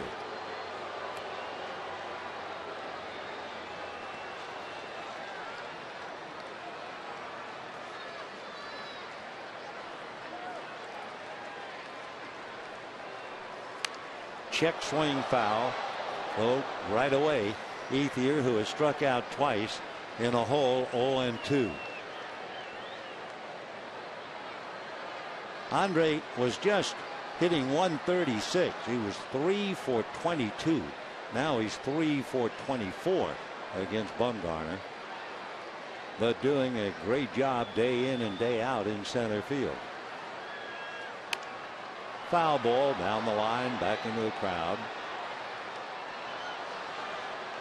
Tomorrow night, Tim Lincecum on the mound for the Giants. Dodgers counter with Ricky Nolasco.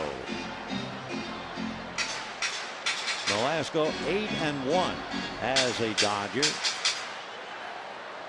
Tim Lincecum, another struggling year. Timmy is 9-13. 0-2 to Ethier. Time at the plate requested by the hitter. So Clayton Kershaw leading 2-0. Has made 75 pitches in 6 innings, so he has worked nicely. 4 strikeouts, no walks. 1-2 the count to Andre Ethier.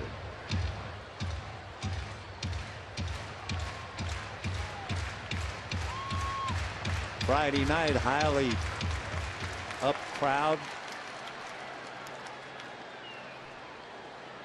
Trying to be the 10th man.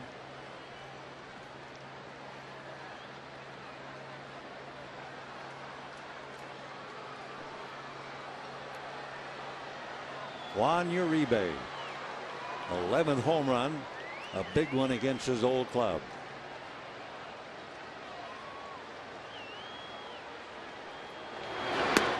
Breaking ball down and away.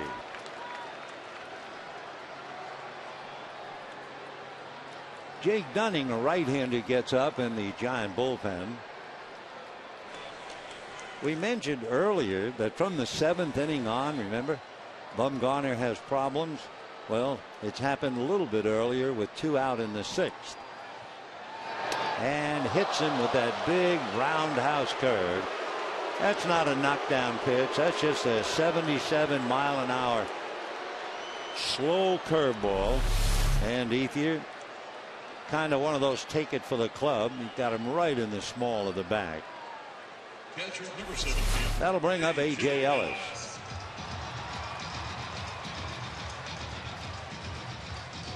Andre Ethier has been hit 7 times by pitchers. Bumgarner has hit 6 batters. And with 2 out, A.J. Ellis walked, hit back to the box, 0 for 1. Bumgarner has done a pretty good job in trying to slow down the running game. Not that you expect Ethier to do any base stealing. And Madison ready to make his 100th pitch.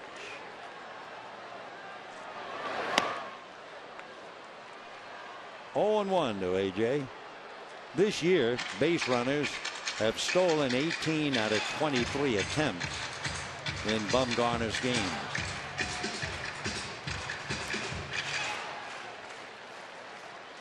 Andre Ethier has stolen 4, been caught 3 times. Usually it's involved not in a straight steal, but a hit and run play. Time, no pitch. Watching the plate umpire Dan Iasanya, I'm not sure whether Ellis or Posey called it, but he was quick. Dan Iasanya working his 12th year in the big leagues from Connecticut. He has a Bachelor of Arts degree in English from the University of Connecticut.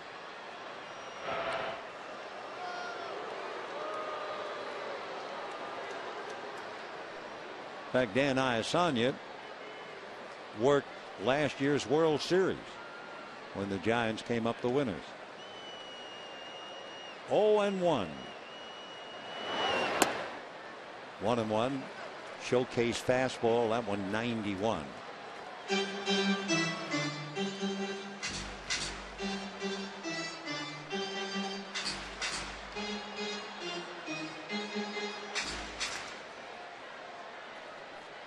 Last year, the league ran on Bumgarner. They had 27 stolen bases. He has certainly cut that down this year to 8. Slow breaking ball, and he missed by a lot. Posey going out to talk to him. 2-1. In looking at Bumgarner's pitch count, 117 would seem to be the high. And the 117 against Pittsburgh, 23rd of August. His last game against Arizona, 89 pitches. He went 6 innings.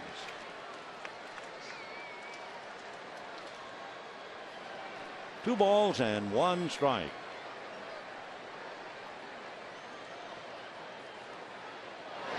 Fastball whacked to left on his horse Perez, and makes a tremendous catch.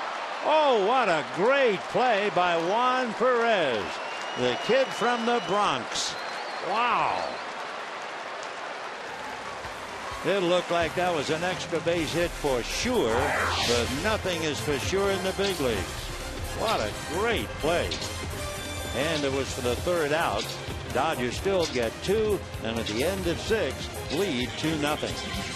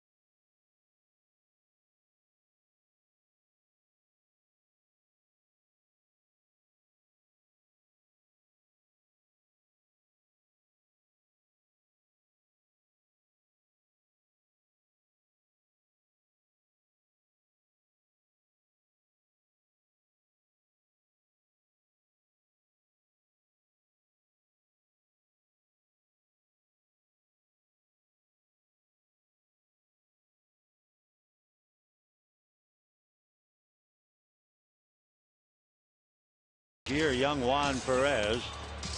2-0 in favor of the Dodgers. If Perez doesn't make the play, Ethier would have scored easily. Clayton Kershaw now through 6 innings has allowed 4 hits and no earned runs. His earned run average in his career against the Giants now is a rather unbelievable 1.27. 3 of his 7 career shutouts against the Giants. And by the way, with the Dodgers leading 2-0, they're in the top of the 7th inning over in Arizona. The Rockies 2 and the D-backs 2. That's a game certainly worth watching. And look at how important Kershaw has been with that first pitch. 20 out of 21. And make it 21 out of 22. So Hunter Pence up there in the top 10 in a lot of areas offensively. 0-2 the count.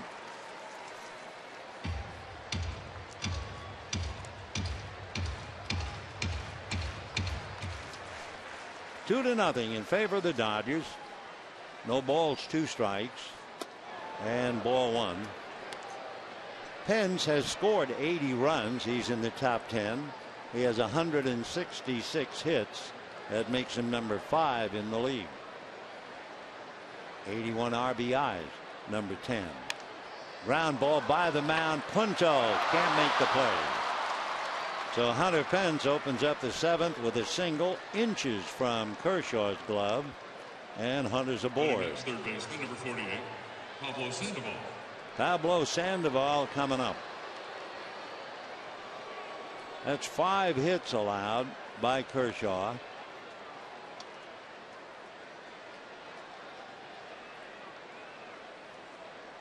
Clayton had retired 9 in a row. That was broken up when Scudero had a single. Now Pence leads off with a base hit. Sandoval has singled and grounded out. Remember, we told you that Pence had only 2 hits in his career against Kershaw. That's a high foul that will go out of play. 0-1. So Hunter Pence, standing at first, is 3 for 38 against Kershaw. That's it. But he'll take it. Hunter's from Texas, and of course Michael Young played in Texas for so many years, so they had a brief visit. 0-1 to Sandoval. Foul back. 0-2. Sandoval has grounded into 18 double plays. So naturally Kershaw would love to get him to hit it on the ground. But as we told you, from the 7th inning until the end of the game, he just seems to get tougher and tougher, picking up RBI. The Panda, the ambidextrous one, not just a switch hitter. Just missed. 1-2. And Giant fans, even down here, wearing the Panda hat. Up north, they come, those hats in every possible color. It's a big item at AT&T Park. 1 ball and 2 strikes. Who put the name Panda on Sandoval? Barry Zito.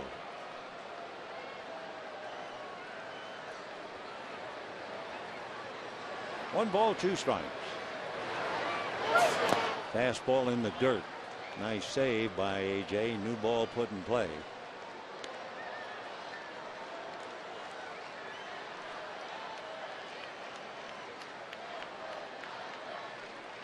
Kershaw has allowed no runs, 5 hits. He has allowed 2 men to get to second base. Sandoval in the 2nd inning. Pagan on the pop fly that fell amongst the Dodgers in the 3rd. 2-2. There goes the runner. Hit and run, base hit into left field. Pence falls down rounding second and has to go back. He wasn't really serious about going to third anyway. Pretty much jammed on the brakes. But Kershaw now leading 2-0. Suddenly back-to-back singles. Pitch was down. It didn't make any difference to Sandoval, and he shoots it in the gap easily. Pence under a full head of steam, rounding second, and tries to slow down and goes down. So 2 on, nobody out. Arias, Hill, and Perez due up in that order. Arias single to right, grounded to third. Remember, he couldn't handle Michael Young's ball for a base hit, and Uribe followed with a home run. 0-1.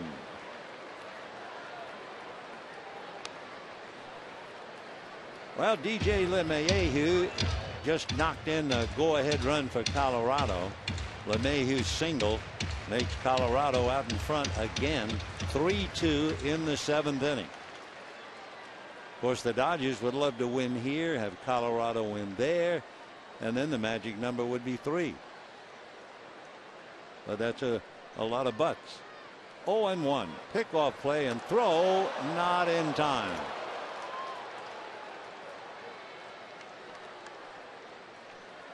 Oh, 0-1 to Hunter Pence. Pence is a terrific base runner. Never mind that stop and slide. He is 21 out of 23 in stolen bases. The corners are up. Foul ball, 0-2.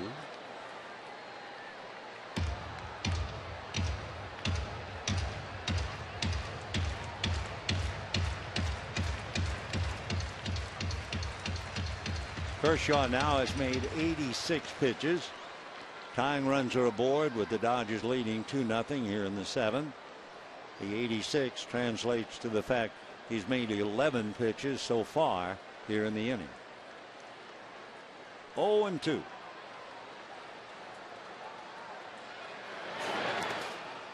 One and two. That was in the dirt, so they put another new one in play.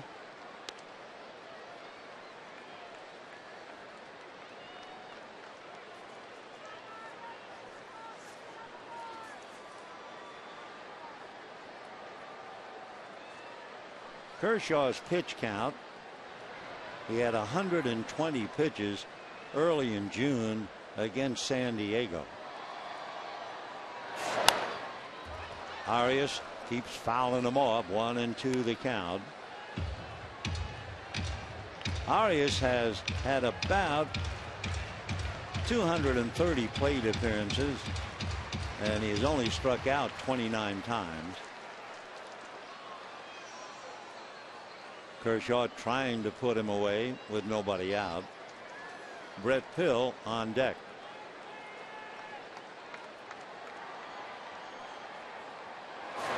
Big overhand curveball whacked into left center. Not only will Pence score, Sandoval goes to third. The ball bobbled out there. Into second goes Arias. And now it is 2-1 Dodgers. And the Giants have runners at second and third. And Kershaw is in a lot of trouble. So Arias, who looked like a contact hitter, got a big curveball and just whacked it into left center field. First baseman, number 6. That was one of the poorer pitches made by Kershaw. The ball shoots into the gap. The ball gets out of the hands of Van Slyke.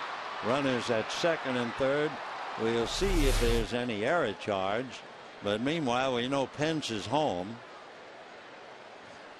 2-1 favor of the Dodgers. Now second and third. It'll be a base hit to left and an error charged to Van Slyke. And here's Brett Pill. 0-1.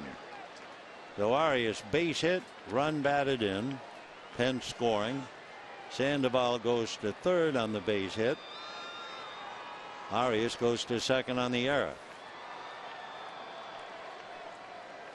So Hunter Pence, who does not hit Kershaw at all, comes up with only his third hit in his career, and it keynotes the address here in the 7th. 1-1 the count to Pill.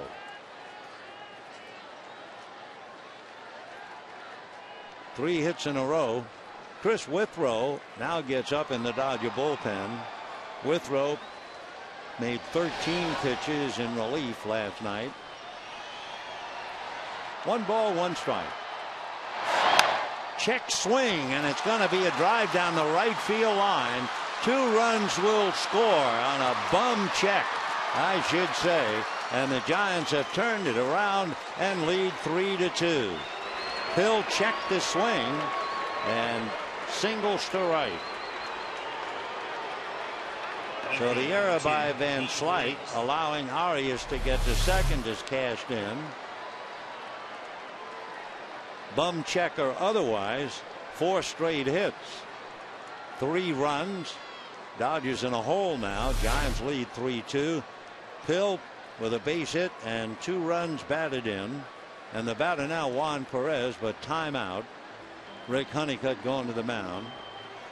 So in the inning, Hunter Pence, who had only 2 hits in his career against Kershaw, single to center. Sandoval with 2 strikes, single to left. Pence stopped at second. Arias got that big curveball, slapped it into left center for a base hit to score Pence. The ball slipped out of the hands of Van Slyke for an error, allowing Arias to get to third. Sandoval had stopped at second. And then Pill, on a check swing, hits it over the head of Young to drive in 2, and it is 3-2 San Francisco. Now Perez, who made that great catch on the ball hit by Ellis, coming up. 3 runs, 8 hits for the Giants, 2 runs, 5 hits for the Dodgers, and that's ball 1 to Perez. Hector Sanchez, who appeared briefly as a pinch hitter last night and doubled to right, is out on deck to hit for Bumgarner, and J.P. Howell has joined Chris Withrow in the Dodger bullpen. 1 ball and no strikes to Perez. And a strike. When the Dodgers come up in the bottom of the 7th inning, Kershaw is due to bat second.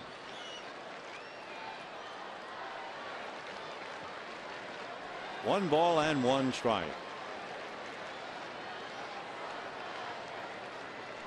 Pill at first, nobody out. Next one makes it 1-2. Perez hit back to the box and struck out. Made as fine a defensive play in the outfield as we've seen this year. The boy from the Bronx, Juan Perez.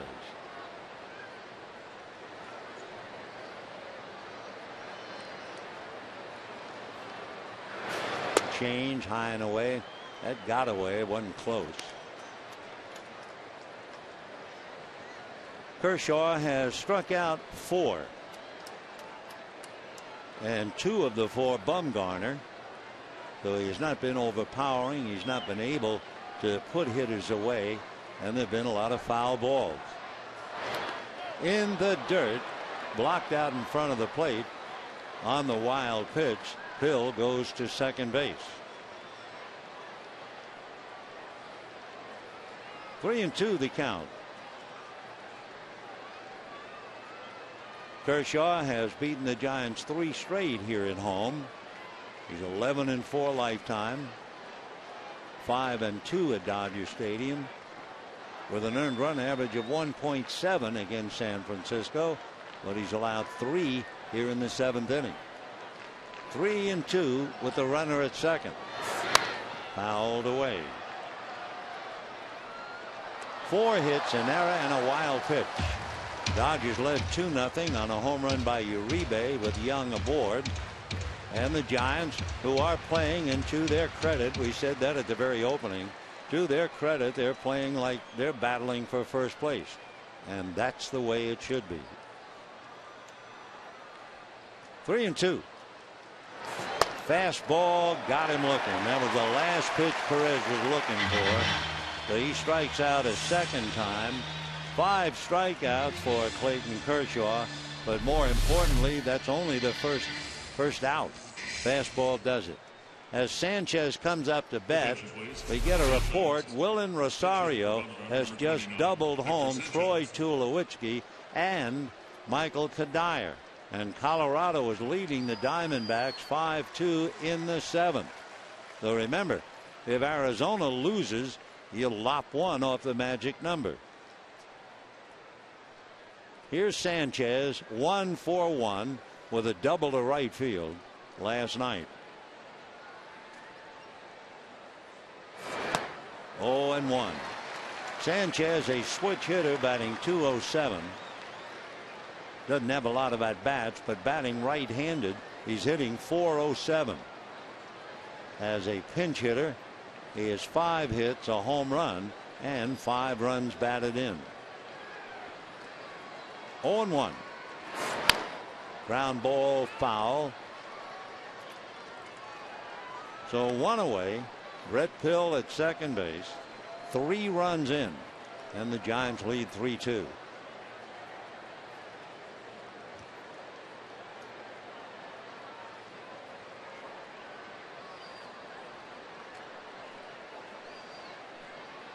Kershaw has now gone over the 100 pitch mark, 101. 26 pitches in this inning. 27. This is his toughest inning. Back in the second, he gave up 2 singles and had to make 20 pitches. So he's made 27 pitches in this inning. The 3 prior innings, he had made 27. 1-2. In the dirt. Another block by A.J. Ellis, and another ball.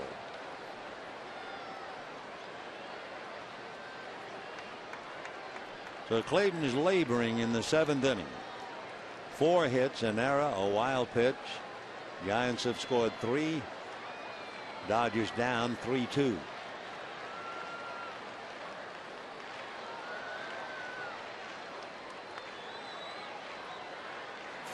Fastball fouled away.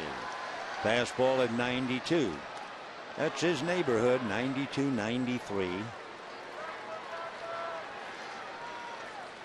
So Bumgarner coming out in favor of the pinch hitter, Hector Sanchez.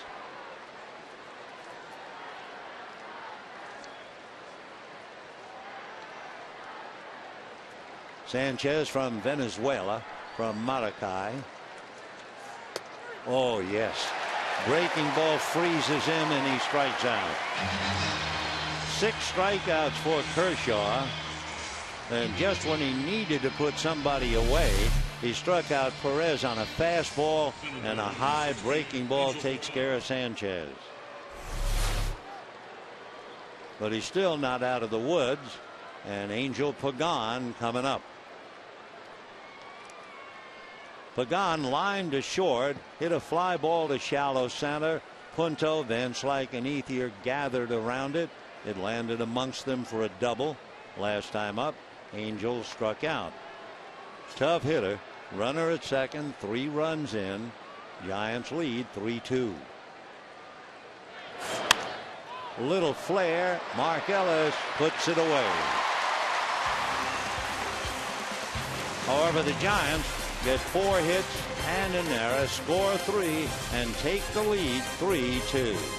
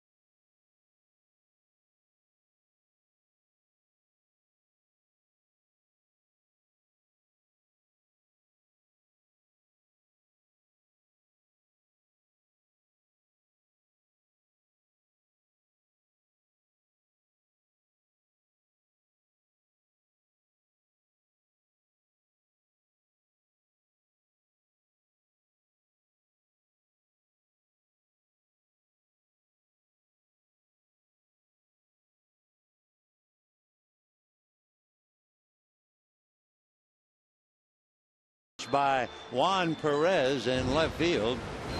Maybe that inspired them. It prevented a run after the home run by Uribe. If he doesn't make this catch, scoring easily would have been Andre Ethier. A spectacular catch by Perez. So the boy from the Bronx prevented a run, and that's the difference in the game. For Bumgarner, a huge difference. He goes out with a chance to win, and they give the ball to Jake Dunning in relief. Dunning is from Orange Park, Florida. 6'4", 195, drafted by the Giants out of Indiana University. He was drafted as a shortstop, but he hit .227 in his rookie year, and they made the transition. Actually, when Dunning arrived at his first instructional league camp with the Giants, he had a choice. You want to play shortstop or try pitching? He took the mound, and when somebody said, "Why'd you take the mound?" he said, "Simple, Brandon Crawford." Brandon Crawford, the regular shortstop. So anyway, here's Jake, and he's pitching to Mark Ellis. Strike. Mark Ellis has struck out, dribbled one for a base hit up the line in the 5th inning. So 1 for 2, hitting .271. Fastball fouled off. 0-2 the count.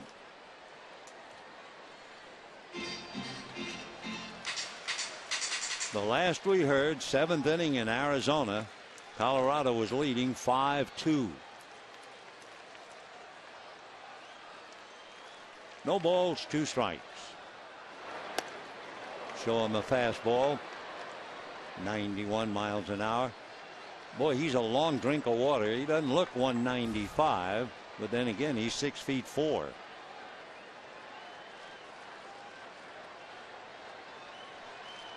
One and 2. Got him, or did he get a piece of it? He did. No marker's still there, 1-2. Remember Joe Nathan? He was an all-star closer for the Giants. He was also a shortstop when he was in college, converted to pitch. So they're hoping Dunning will follow the same path.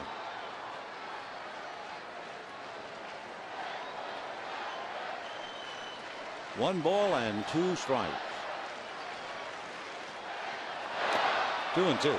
Skip Schumacher comes out on deck. He will bat for Kershaw.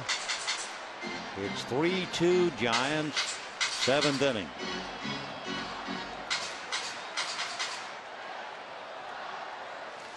So Mattingly saw a 2-0 lead vanish in the blink of an eye.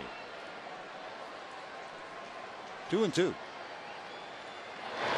Fastball misses.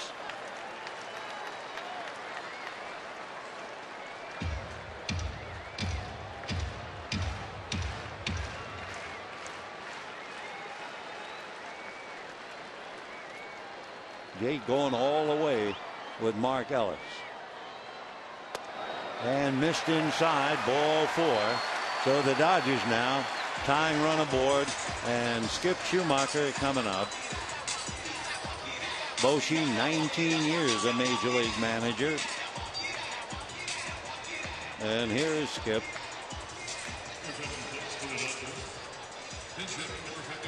Schumacher hitting .269.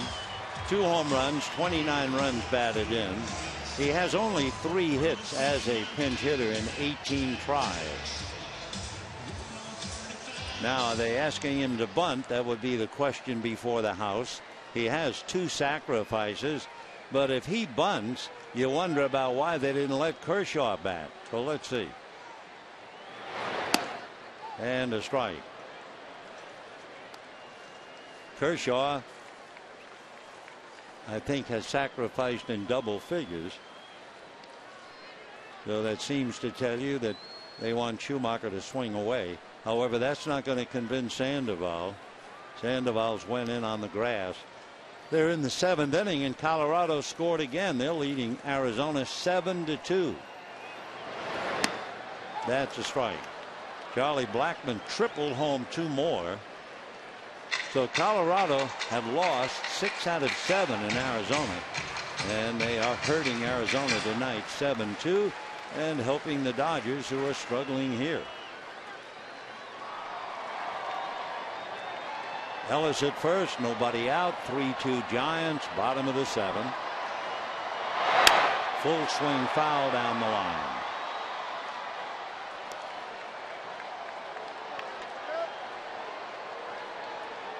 Hope you'll be out here maybe tomorrow evening, 6:10.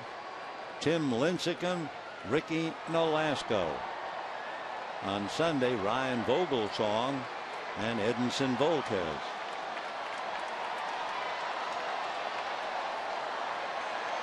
No balls, 2 strikes. And swings and doesn't get it, and down goes Schumacher.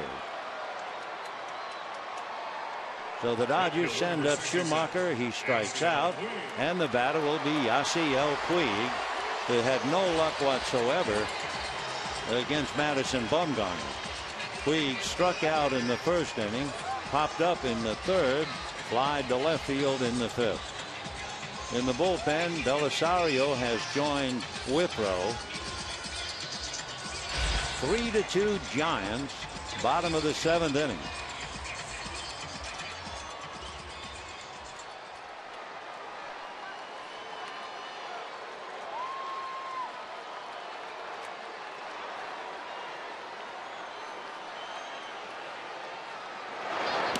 Way off the plate, ball 1. In looking at Dunning's numbers, 0-2, ERA 2.8 in his 25th game. He's allowed just 1 home run.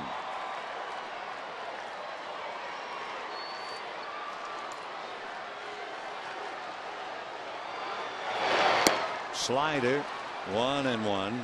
Clayton Kershaw made 106 pitches and was stung. He had a shutout through 6 and then gave up 4 hits for 3 runs in the 7th, giving up the lead as well.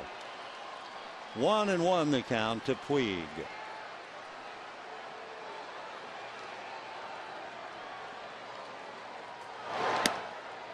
A little low.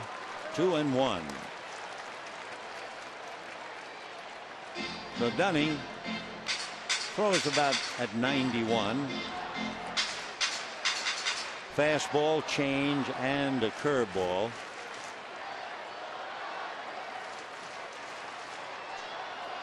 Two and one. And a line drive down the left field line. Base hit over to cut it off is Perez. And holding on at second is Ellis. So Puig comes up with a base hit to go 1 for 4. Dodgers now will bring up Punto with 2 on as Puig drives it into left, base hit. So Dunning has given up a walk, a hit. He has a strikeout, and that's going to be enough. Bruce Bochy has brought a hook to him. So Dunning will be coming out, and they'll be going to the bullpen. Dodgers with 2 on, 1 out. Gene Machi has been throwing down in the pen. Dunning comes out, and we'll be back.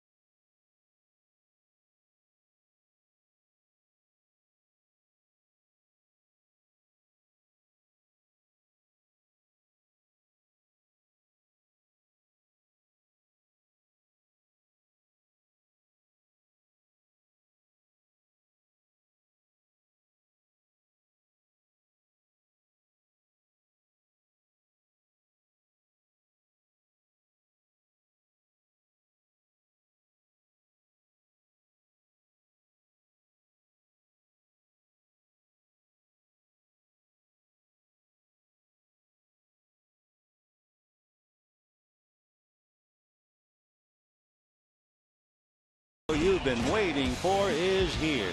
Fox Sports Live, airing nightly on Fox Sports 1. Giants dip into their bullpen. Dodgers have 2 on with 1 out. Giants lead 3-2 in the 7th. The right-hander Gene Machi, M-A-C-H-I, coming in. He was born in Venezuela, a city named El Tigre, I assume the Tiger. Lives in Guarico and was originally drafted by the Phillies back in 2000. And would you believe, in September, after 13 years, 13 long years, 13 years full of dreams and disappointments in the minors, he was called up by the Giants for the Fresno Grizzlies, and then eventually on the 3rd made his major league debut against the Arizona Diamondbacks. He pitched a perfect inning, retiring Goldschmidt, Montero, and Johnson, 2 pop flies and a ground ball. They say he speaks so softly he is very hard to hear, and he's basically fastball, curveball, and change, facing Punto with Michael Young on deck. And ball 1. So it's been Bumgarner, then Dunning, now Machi. Boy, that's a long time. 13 years. All the bus rides in the minors. Now Jake Dunning in the dugout, hoping Machi will not give up his run. Punto batting .257, turning around to hit left-handed. And ball 2. Punto, long fly ball to left, single to center and struck out. All 3 at bats, batting right-handed against Bumgarner. And there's Madison trying hopefully to win his 12th tonight, but it's out of his hands. 2-0.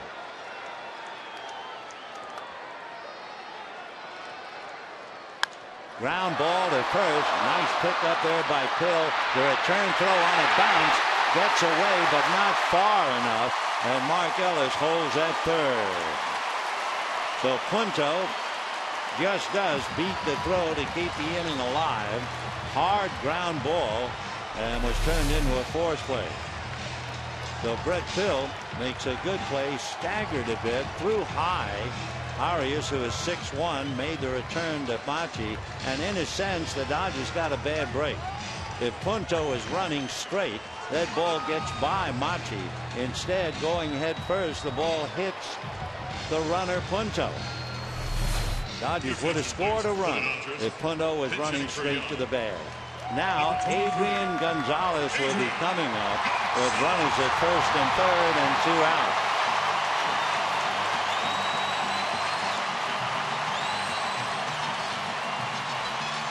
Adrian Gonzalez, the hero last night. You remember they pitched to him with the winning run at second base. He hit a shot up the middle under the glove of the diving Brandon Crawford, and Carl Crawford, hustling for his life, beat Pagan's throw to the plate. Well, again they look to Gonzalez, only this time they're looking for the tying run.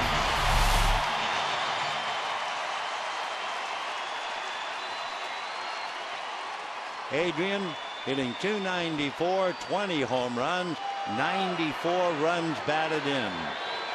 Well, that play at first base was huge, with Punto diving at the bag. Ground foul, 0-1.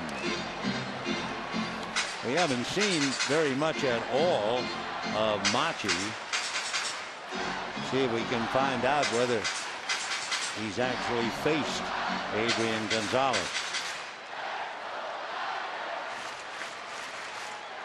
And the answer is no. This is their first meeting. No balls and 1 strike to Adrian.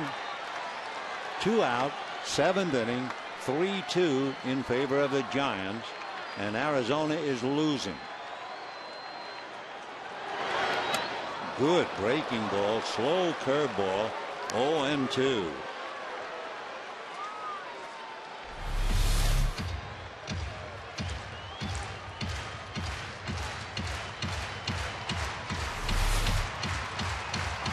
Machi, who finally got to Fresno, was called up from Fresno, if you can believe it, 5 different times this year. He's had a lot of trouble with runners in scoring position. There goes Punto on a foul ball. The opposition hitting .358 against Machi with runners in scoring position. He did pick up a victory this year in San Diego. He has 2, and he has lost 1.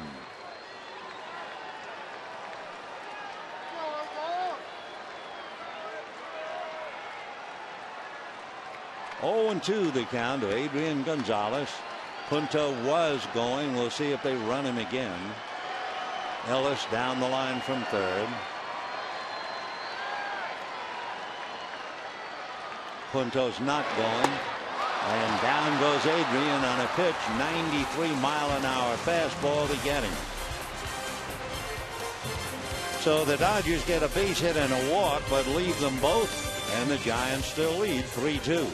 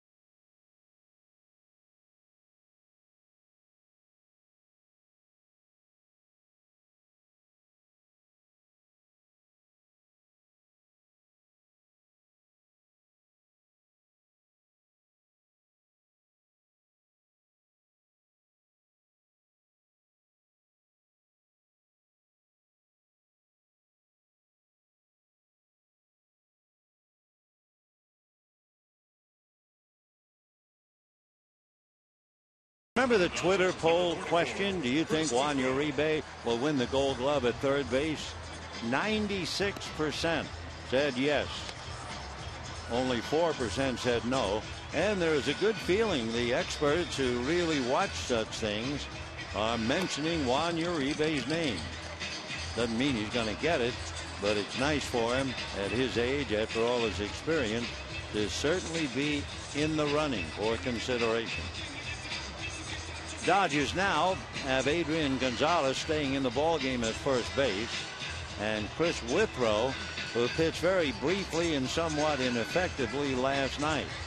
In the 8th inning last night, he came in and gave up a base hit to Pagan, who then stole second. Then he walked Scudero, and they had to come and get him. And they brought in Paco Rodriguez, who got him out of the jam. So Withrow right back in there. Good ratio, 37 strikeouts to walk, so better than 4-1. And looking at another important set of numbers for Withrow, and that would be hits in innings pitched. 28 innings, 19 hits.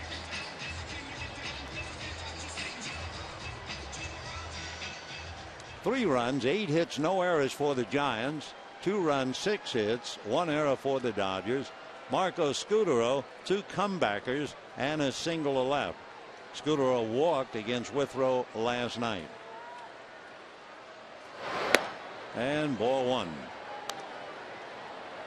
Withrow has looked good, but you know what? It's September. There's a totally different feeling amongst the players, especially in contention. That's a strike. 1-1.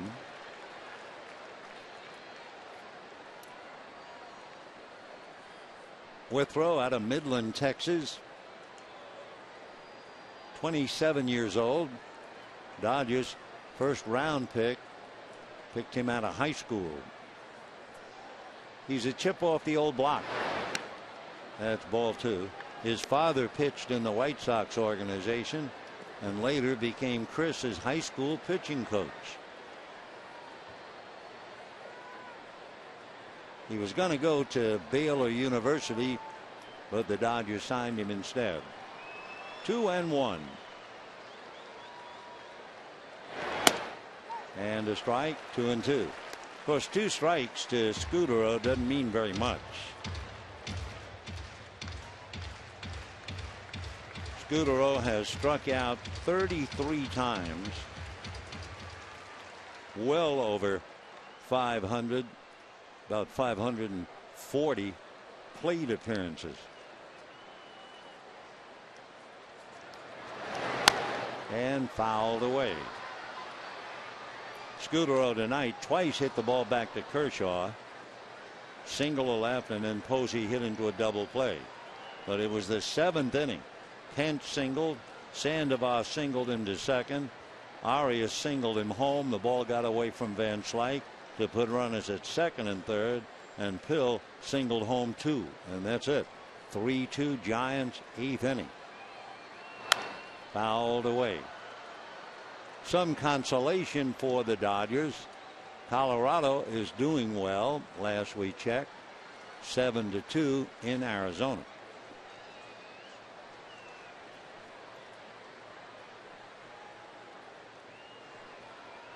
No matter what happens here, should Colorado beat Arizona and they're leading 7-2 in the 8th inning, the magic number would be reduced to 4.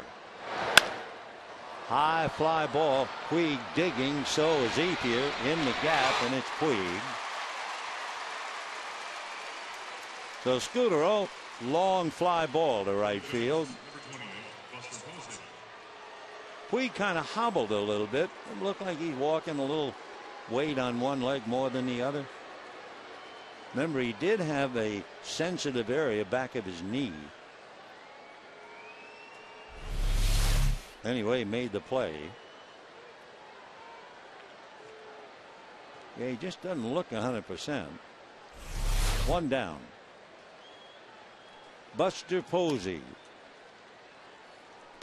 Fly to center on an 8-pitch at bat. Grounded to short. Hit into a double play. All 3 were against Clayton Kershaw. So now looking at Withrow.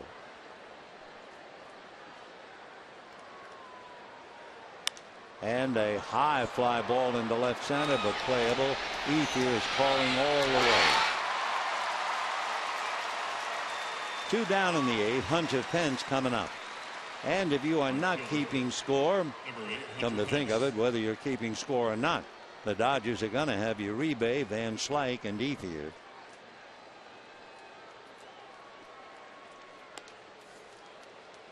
Three runs, 8 hits for the Giants, 2 runs, 6 hits for the Dodgers. Another tough game. You realize, of course, the Giants have played 6 straight 1-run games. The last time they did that was 1985, and possibly this is number 7. 7 straight 1-run games. Wow. That's a strike to Pence. Hunter flied to left, grounded to third, and then got his 3rd career single against Kershaw in the 7th, and for Clayton that proved to be the beginning of the end. 0-1. 1-1.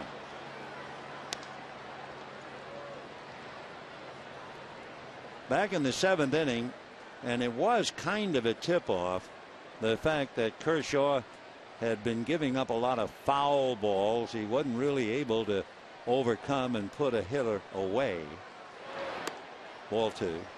And when you look at the hits in that 7th inning by Hunter Pence, Pablo Sandoval, and Joaquin Arias, all came with 2 strikes in the count. 1-2, 2-2, and 1-2. So when Kershaw is really on the beam, he gets you at 2 strikes and you're in trouble. The Dodgers are in trouble right now because Pence is going to hit one in the seats, and that makes it 4-2 Giants. Hunter Pence, his second home run in the series, one down the right field line, and that one to right center. So the right fielder for the Giants has really hurt the Dodgers. He has 22 home runs, 82 runs batted in, not to mention what he's done to Withrow.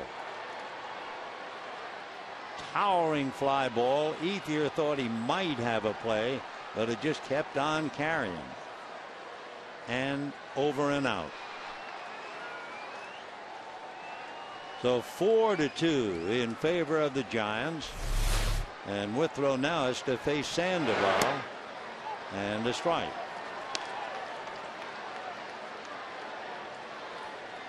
Hunter Pence, 1 hit last night, a home run.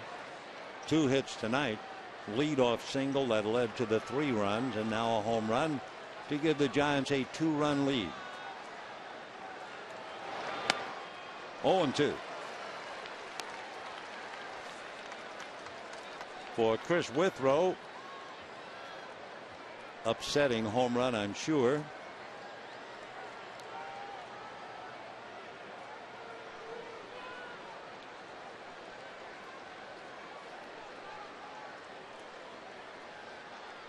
No balls, 2 strikes. Fastball just missed.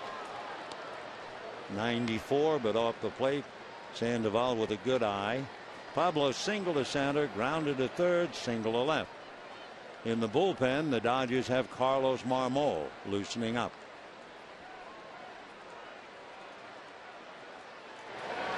And that's fouled away. Still 1-2.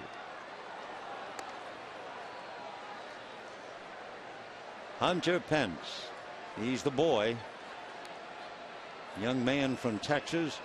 A scout once said he doesn't do anything well and yet does everything. 1-2. Fastball away. Down goes Pablo. However, big run given up by Chris Withrow on the home run by Hunter Pence. And we're heading to the bottom of the 8th. 4-2 Giants.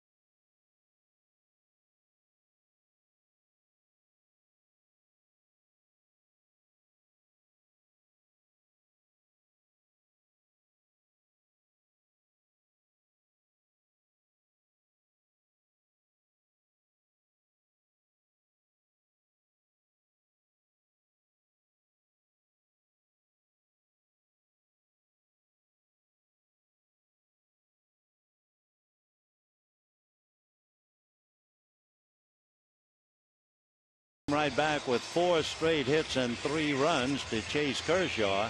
Madison Bumgarner then got an extra run on the home run against Withrow. Though it is 4-2 Giants. Couple of changes. Brandon Crawford will take over at short. Arias, the shortstop, moves over to third. So I assume Crawford would bat ninth, and the new pitcher, Casilla, would bat in Sandoval's vacated spot. Juan Uribe will start it off. He is fouled out, struck out, and homered. We saw Casilla briefly last night. He made 13 pitches. Gave up some base hits. Got out of it, and then Jeremy Affeldt suffered the loss. 0-1 the count. Carl Crawford comes out on deck. He would bat for Van Slyke.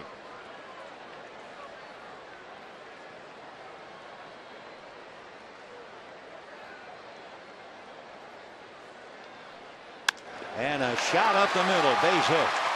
So Uribe is 2 for 4. Home run, now a single. And Carl Crawford will come up, batting for Van Slyke.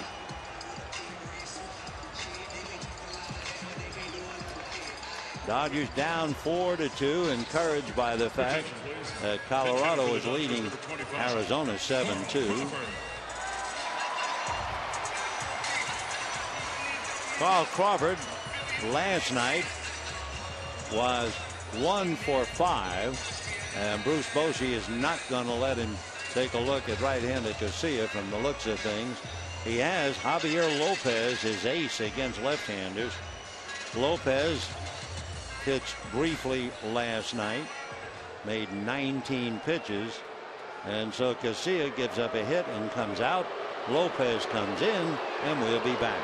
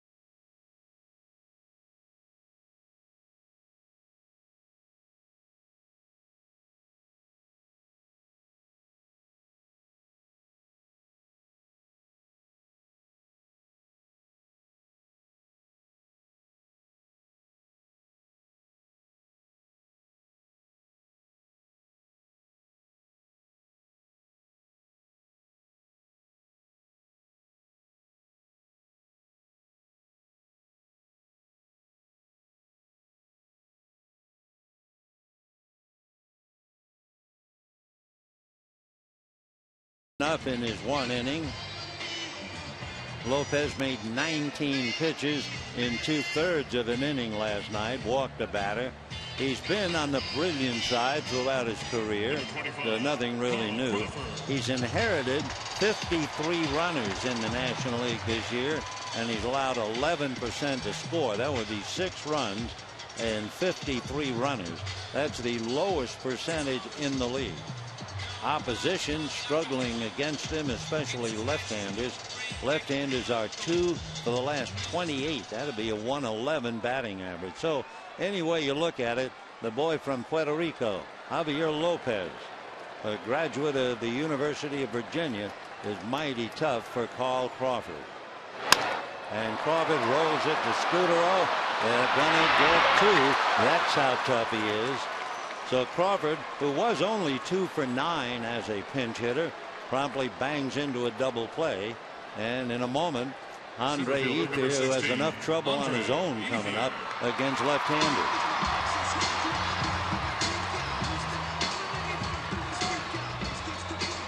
So 2 out. Ethier against Bumgarner, struck out twice, was hit by a pitch, and now facing as tough a left-hander as there is in Javi Lopez. 4-2 Giants, bottom of the 8th. The Dodgers taking some consolation.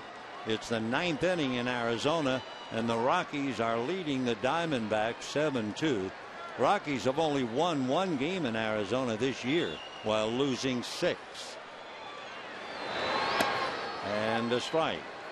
I'm sure with Andre Ethier, anytime he faces a left-hander, he's got to believe it's 0-2 on the scoreboard before he comes up.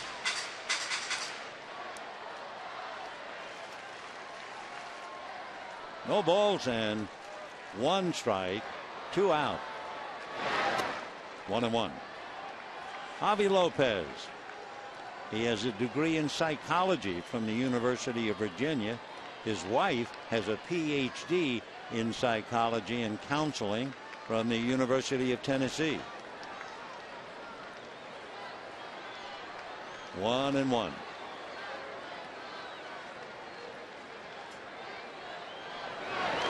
Big roundhouse curveball for a strike. 1-2. Boy, he sees that a lot. Ethier doesn't get that many fastballs, but curveballs and sliders from left-handers.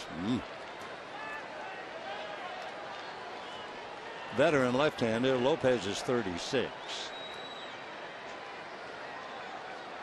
4 years with the Red Sox, 2 with the Rockies, 4 with the Giants.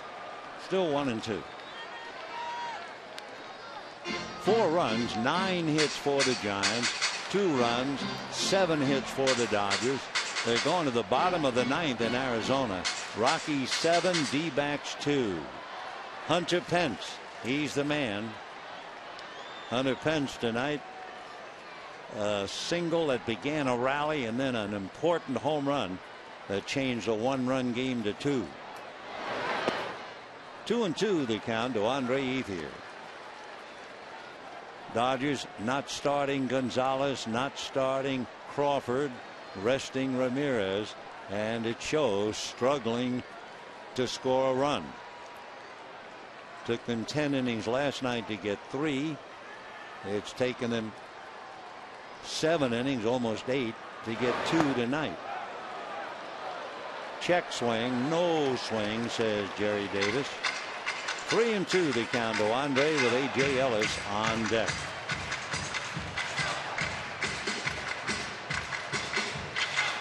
Andre Ethier hitting 154 against Lopez.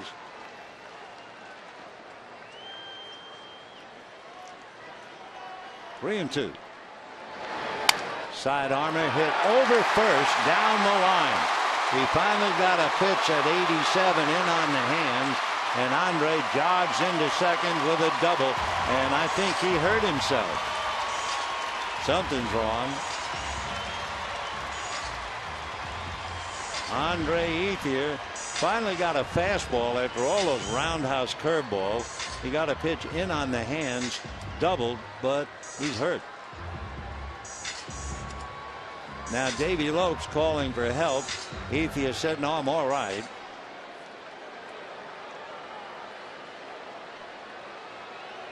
Don Mattingly's going to go out to make sure. Looks okay running from first.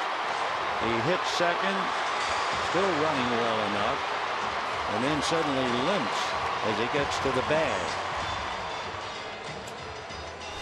So the double play really hurt. Lopez coming out. Nancy Patterson out there in the mound. Sergio Romo is coming in. So in the inning, Uribe single, but Crawford hit into a double play. Now the double by Ethier, and we'll be changing pitcher. So Ethier apparently okay. Nancy Patterson is convinced that he's all right. Of course, he's in scoring position. The Dodgers want him in 100% shape. Bochy has made his move. Lopez out, and the local boy from Brawley, Sergio Romo, coming in. Sergio Romo, in looking at what he has done in the all-important area of inherited runners, he has inherited 11 runners this year, and 1 has scored. That's all. Well, watching, it looks like Ethier is going to have to leave. So Andre Ethier doubles, and he is hobbling a bit. It happened, it looked like, somewhere from first to second. So Nancy Patterson leads him off the field. Dodgers need a runner. And A.J. Ellis will be facing Romo.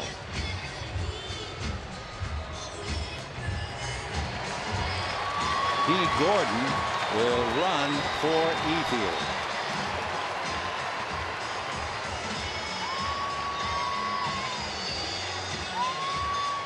Attention, please. Now coming in to run for the Dodgers, number 7, D. Gordon.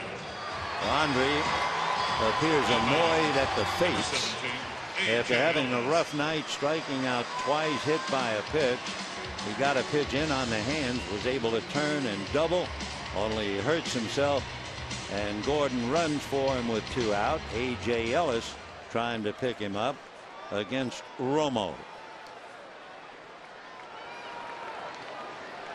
Sergio from Brawley used to come to Dodger Stadium as a kid to watch Rudy Cianez. A local fella, slider away, ball 1.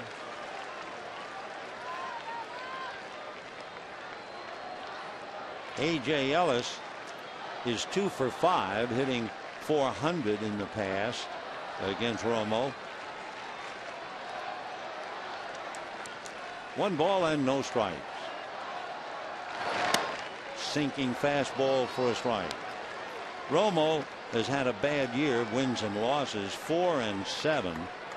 Earned run average 2.5. Has allowed 5 home runs. His strikeout to walk ratio is 5-1, the right way. Fastball on the hands, hit to third, exactly where Arias was playing him. So Ellis grounds to third. The Dodgers get a single and a double and come up empty and lose Ethier in the process. 4-2 San Francisco.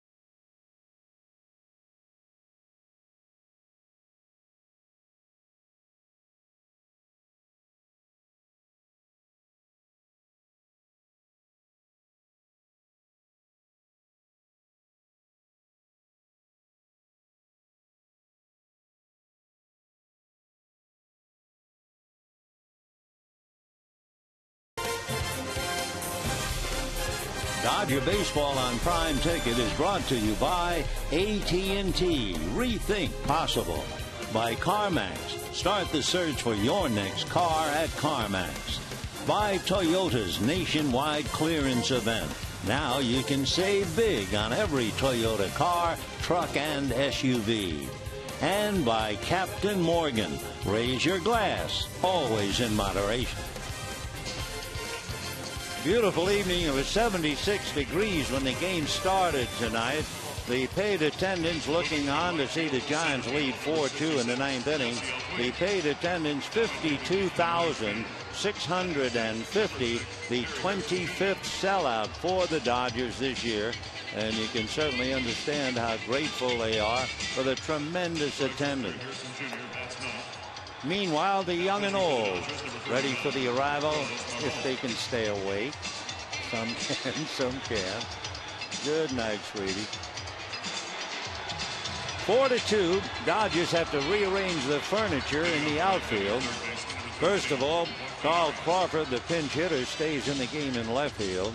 Ethier is out, so Yasiel Puig goes to center field. And Jerry Hairston comes off the bench to take over right field. On the mound, Carlos Marmol, and he'll be pitching to Arias, Hill, and Perez. 1 ball and no strikes. 4 runs, 9 hits for the Giants, 2 runs, 8 hits for the Dodgers. Giants was shut out going into the 7th inning. 4 straight hits for 3 runs, and then Pence homered in the 8th.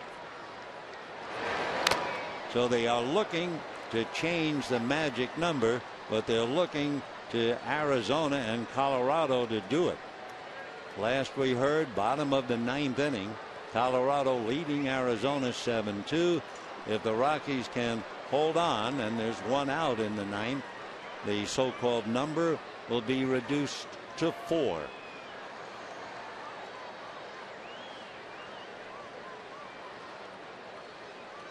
One ball and 1 strike.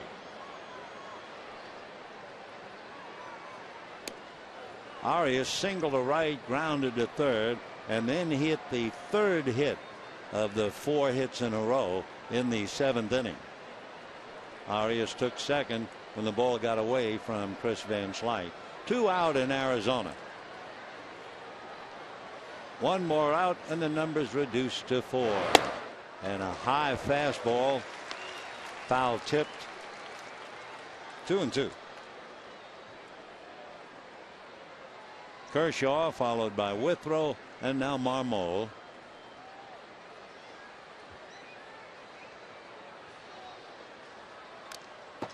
Foul ball. When the Dodgers come up in the 9th inning, they have Mark Ellis, then they'll have Jerry Hairston and Yasiel Puig.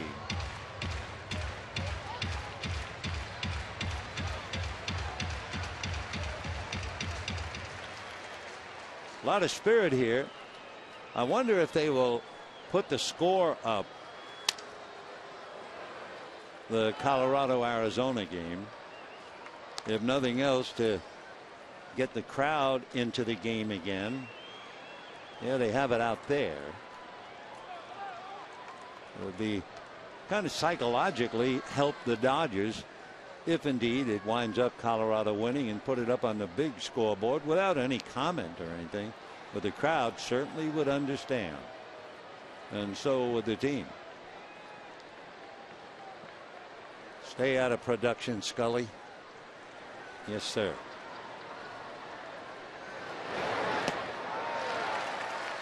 Oh, down goes Arias. 1 out in the 9th. And the batter, Brett Pill, popped up, fly to left, single to right. First baseman, number 6. Pill had a big base hit in the 7th inning. His single to right field drove in 2 runs.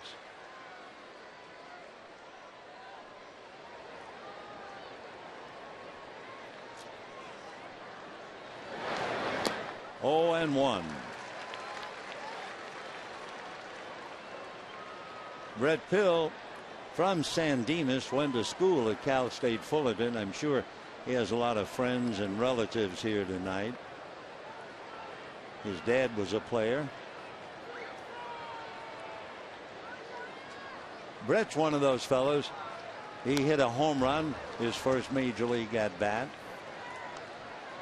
2 years ago in September, when he hit the home run years ago in San Francisco when Will Clark played first base. It was always Will the Thrill, and when Pill hit the home run, it was a natural Pill the Thrill. 1-2.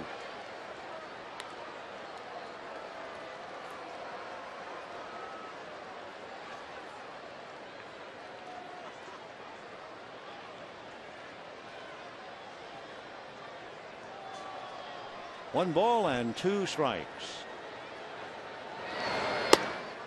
That pitch was up, and he went after it. So Marmol strikes out 2. Arias and Pill. And Juan Perez coming up. Marmol keeping it up there, and Brett went after it. Juan Perez hit back to the box and struck out twice, but oh, what a defensive play he made on a ball hit by A.J. Ellis back in the 6th inning. It was for the 3rd out. If he doesn't make the catch, Ellis would have driven in Andre Ethier, and at the time the Dodgers would have tied up the game. Well, leave it up to the Rockies to make it a thrill. Miguel Montero has just hit a 3-run home run in the bottom of the 9th inning. So it's the Rockies 7 and the Diamondbacks 5. Colorado started the day 19.5 behind the Dodgers and 1 game in front of the Giants. So in Arizona, they have a pitching change. Ground ball off the glove, juggle, drop. Marmol makes the play anyway.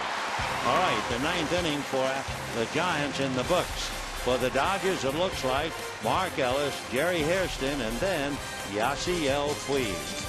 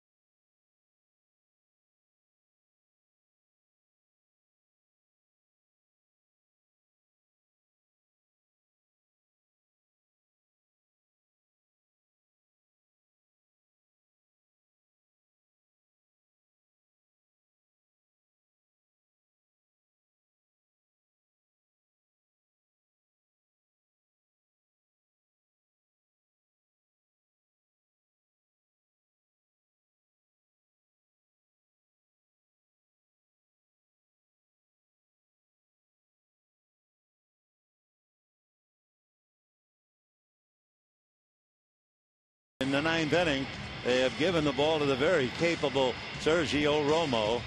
The boy from Brawley remembers to the seat the first time he ever came to Dodger Stadium. He was 11 years old, and he sat right down the left field line in the seat next to the foul pole.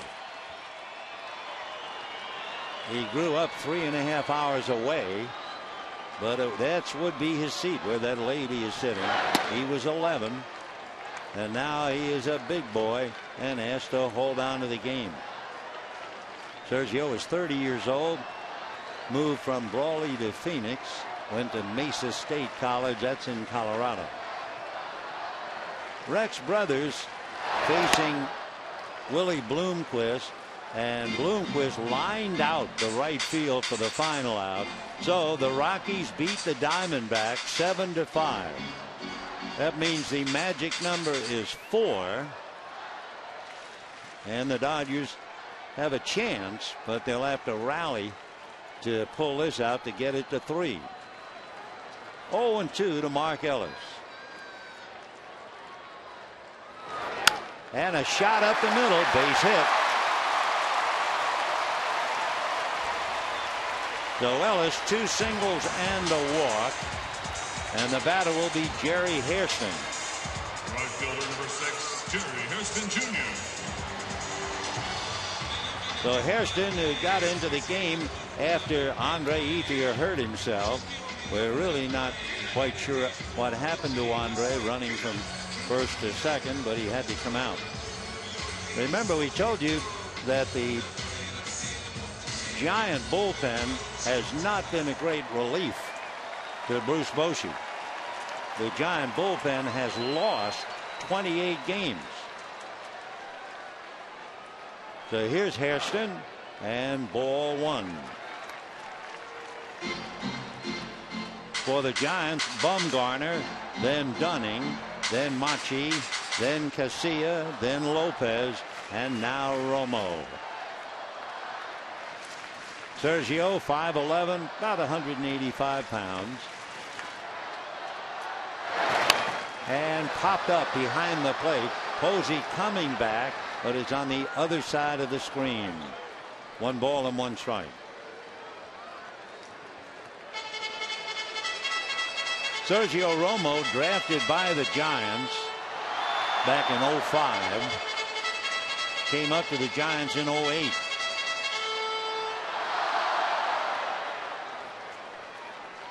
Sergio Romo, growing up, spent a lot of time in the ball fields in Mexicali in Mexico. His dad played down there. 1-1. Look out. Could almost have taken one for a club on that pitch. 2-1 the count to Hairston.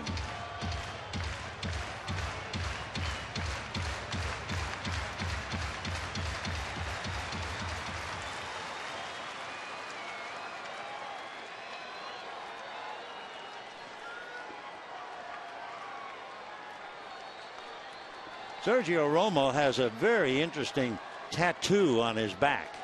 Tell you about that in a moment. That's off the plate, ball 3. His entire back is covered with a tattoo of a flag. The top part of the flag is stars and stripes. The bottom part features the eagle found on the Mexican flag. As he says, I'm born in the United States with Mexican parts. Sergio Romo. All right, 3-1 the count to Hairston. Nobody out, and Puig on deck. Way out in front. 3-2. That was 78 miles an hour. Hairston started his swing early. Mark Ellis at first base with another base hit on a no-ball 2-strike count. You know what he's hitting? 0-2. He leads the majors. He's hitting .350. No balls, 2 strikes. Remarkable. 3-2 to Hairston. Big pitch. Jerry's a tying run. And pulls it foul upstairs. Still 3-2.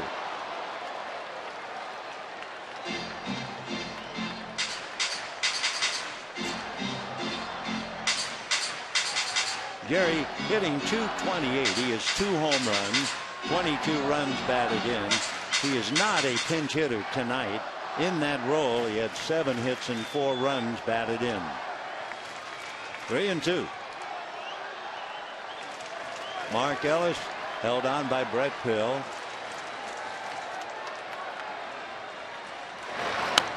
Another foul ball. Hairston had no idea where that ball went. He just knew he hit it. Posey out now to talk to Romo.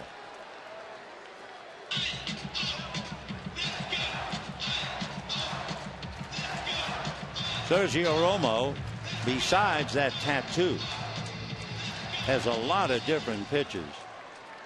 Fastball, curveball, 2 variations of a slider. He has a splitter. He's also working and improving on his changeup. 3-2 to count.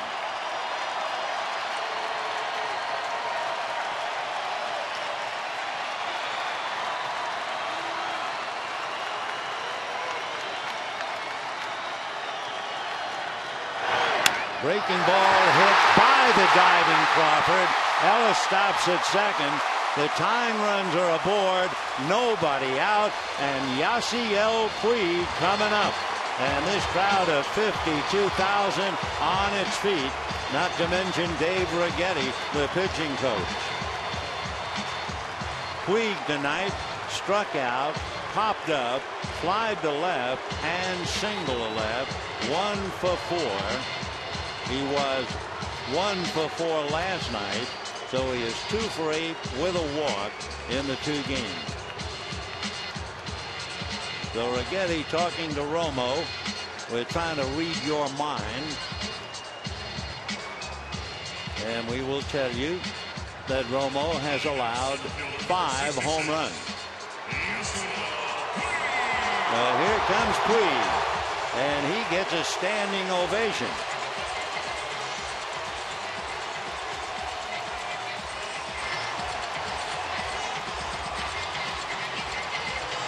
Sellout crowd, 52,650, enjoying every minute of it.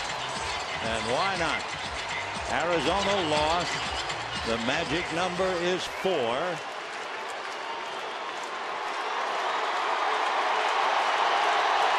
Listen to it.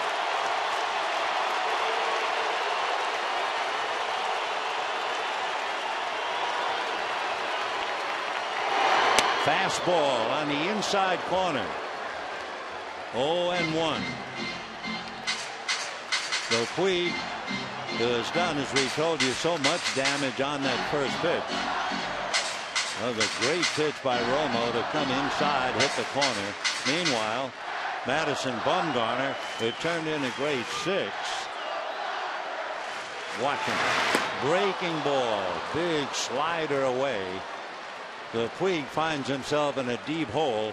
Nobody out. Mark Ellis at second and Jerry Hairston at first.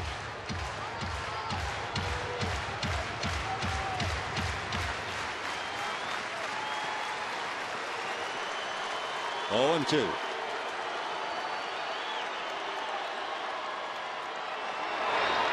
Big slider. 1 and 2. As we mentioned, he has 2 sliders. One is kind of a strikeout pitch, and the other induces a lot of ground balls.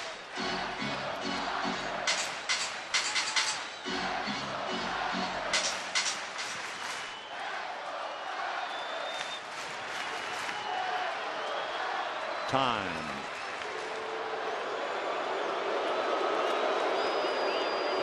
In case you're wondering about it, Puig hit his first career walk-off home run August 4th against Chicago.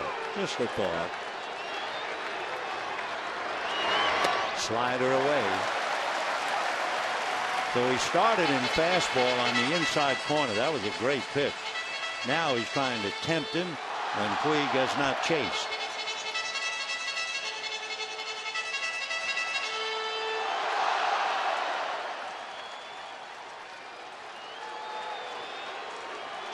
Two balls, 2 strikes.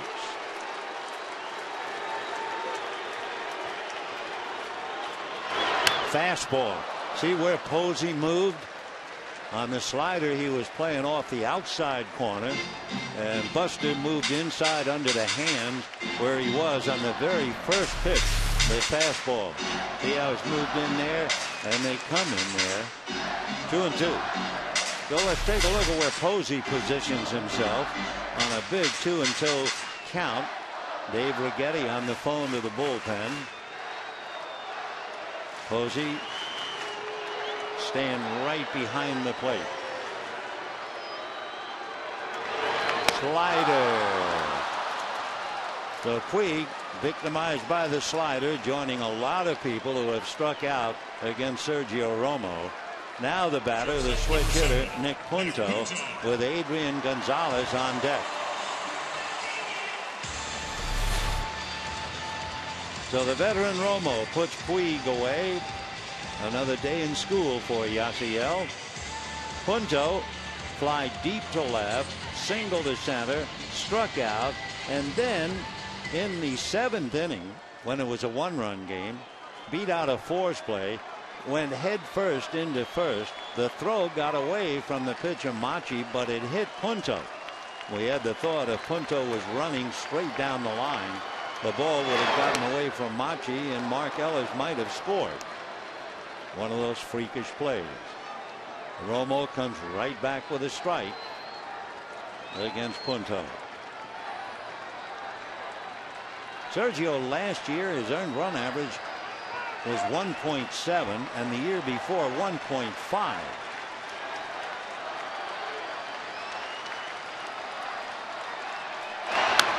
And a shot foul into the stand, so Punto's in trouble now. 0-2 with Adrian Gonzalez on deck.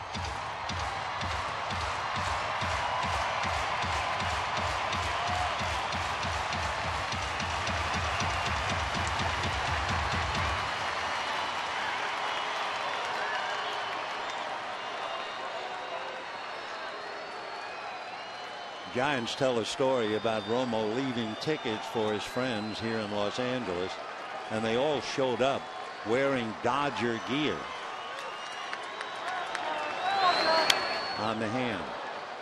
And Bruce Bochy walked by along with the general manager Brian Sabian, and they were both upset over Romo's friends all wearing Dodger gear. And Bochy, they said, let your friends know if they wear the other team's colors, it'll be the last ticket you'll ever get from me. So it's still 0-2, but Sergio and his friends understand. Probably some here. 1-2. Looking at Romo's numbers against Punto, just 0 for 1. Adrian Gonzalez is 1 for 5 against Punto, and he's on deck.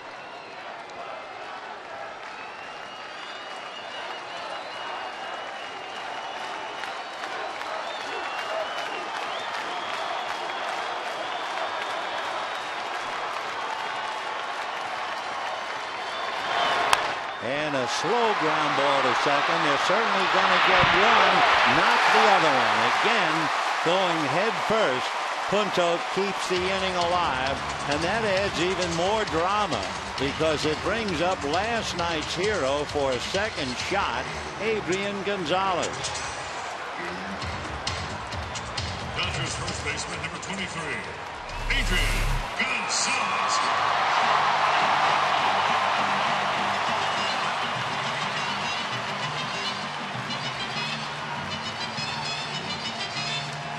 Well, this time it saved the Dodgers as it did the last time. Romo hoping but didn't quite turn it. The Dodgers tonight playing without Ramirez and without Adrian until he finally came in the 7th inning. They are 0 for 8 with runners in scoring position. First and third, 2 out. 0-1.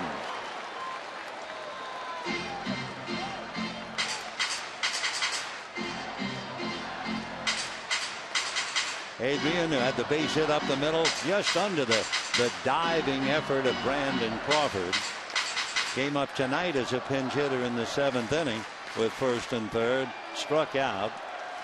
Now with 2 out, first and third, Adrian has one more shot.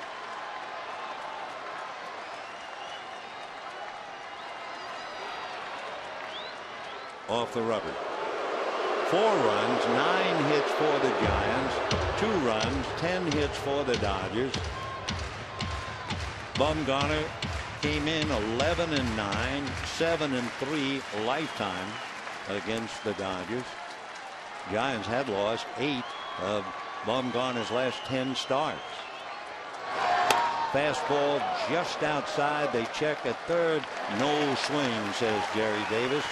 And the count 1 ball, 1 strike. Adrian has 159 hits. He has 90 runs batted in and 20 home runs.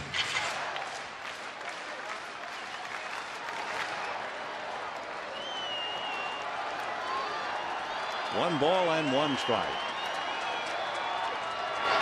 Fastball off the leg of Romo, deflected to third. The throw to first gets him, and the Dodgers lose on a tough break. A shot off the leg of Romo, and of all places, it went to Arias, who throws him out, and the game is over. The consolation for the Dodgers, Arizona lost, and the magic number has been reduced to 4. Tough way to end it. The shot off the foot, deflected to Arias. He throws to first in time, and that's the game. So the Giants win it 4-2. Tomorrow night, Tim Lincecum will be on the mound, and the Dodgers will counter with Ricky Nolasco, who is 8-1. Stay tuned for Dodgers Live coming up next. Good night, everybody. There are 40 million Americans who believe in trichodecaphobia. That's the fear of the number 13. On Friday night, the 13th, that's the way this one ends. I guess we should have seen it coming. A tough night for the Dodgers and another sellout, the 25th sellout of the year. Clayton Kershaw was actually pretty good tonight, but something happened in the 7th inning. It all changed at that point.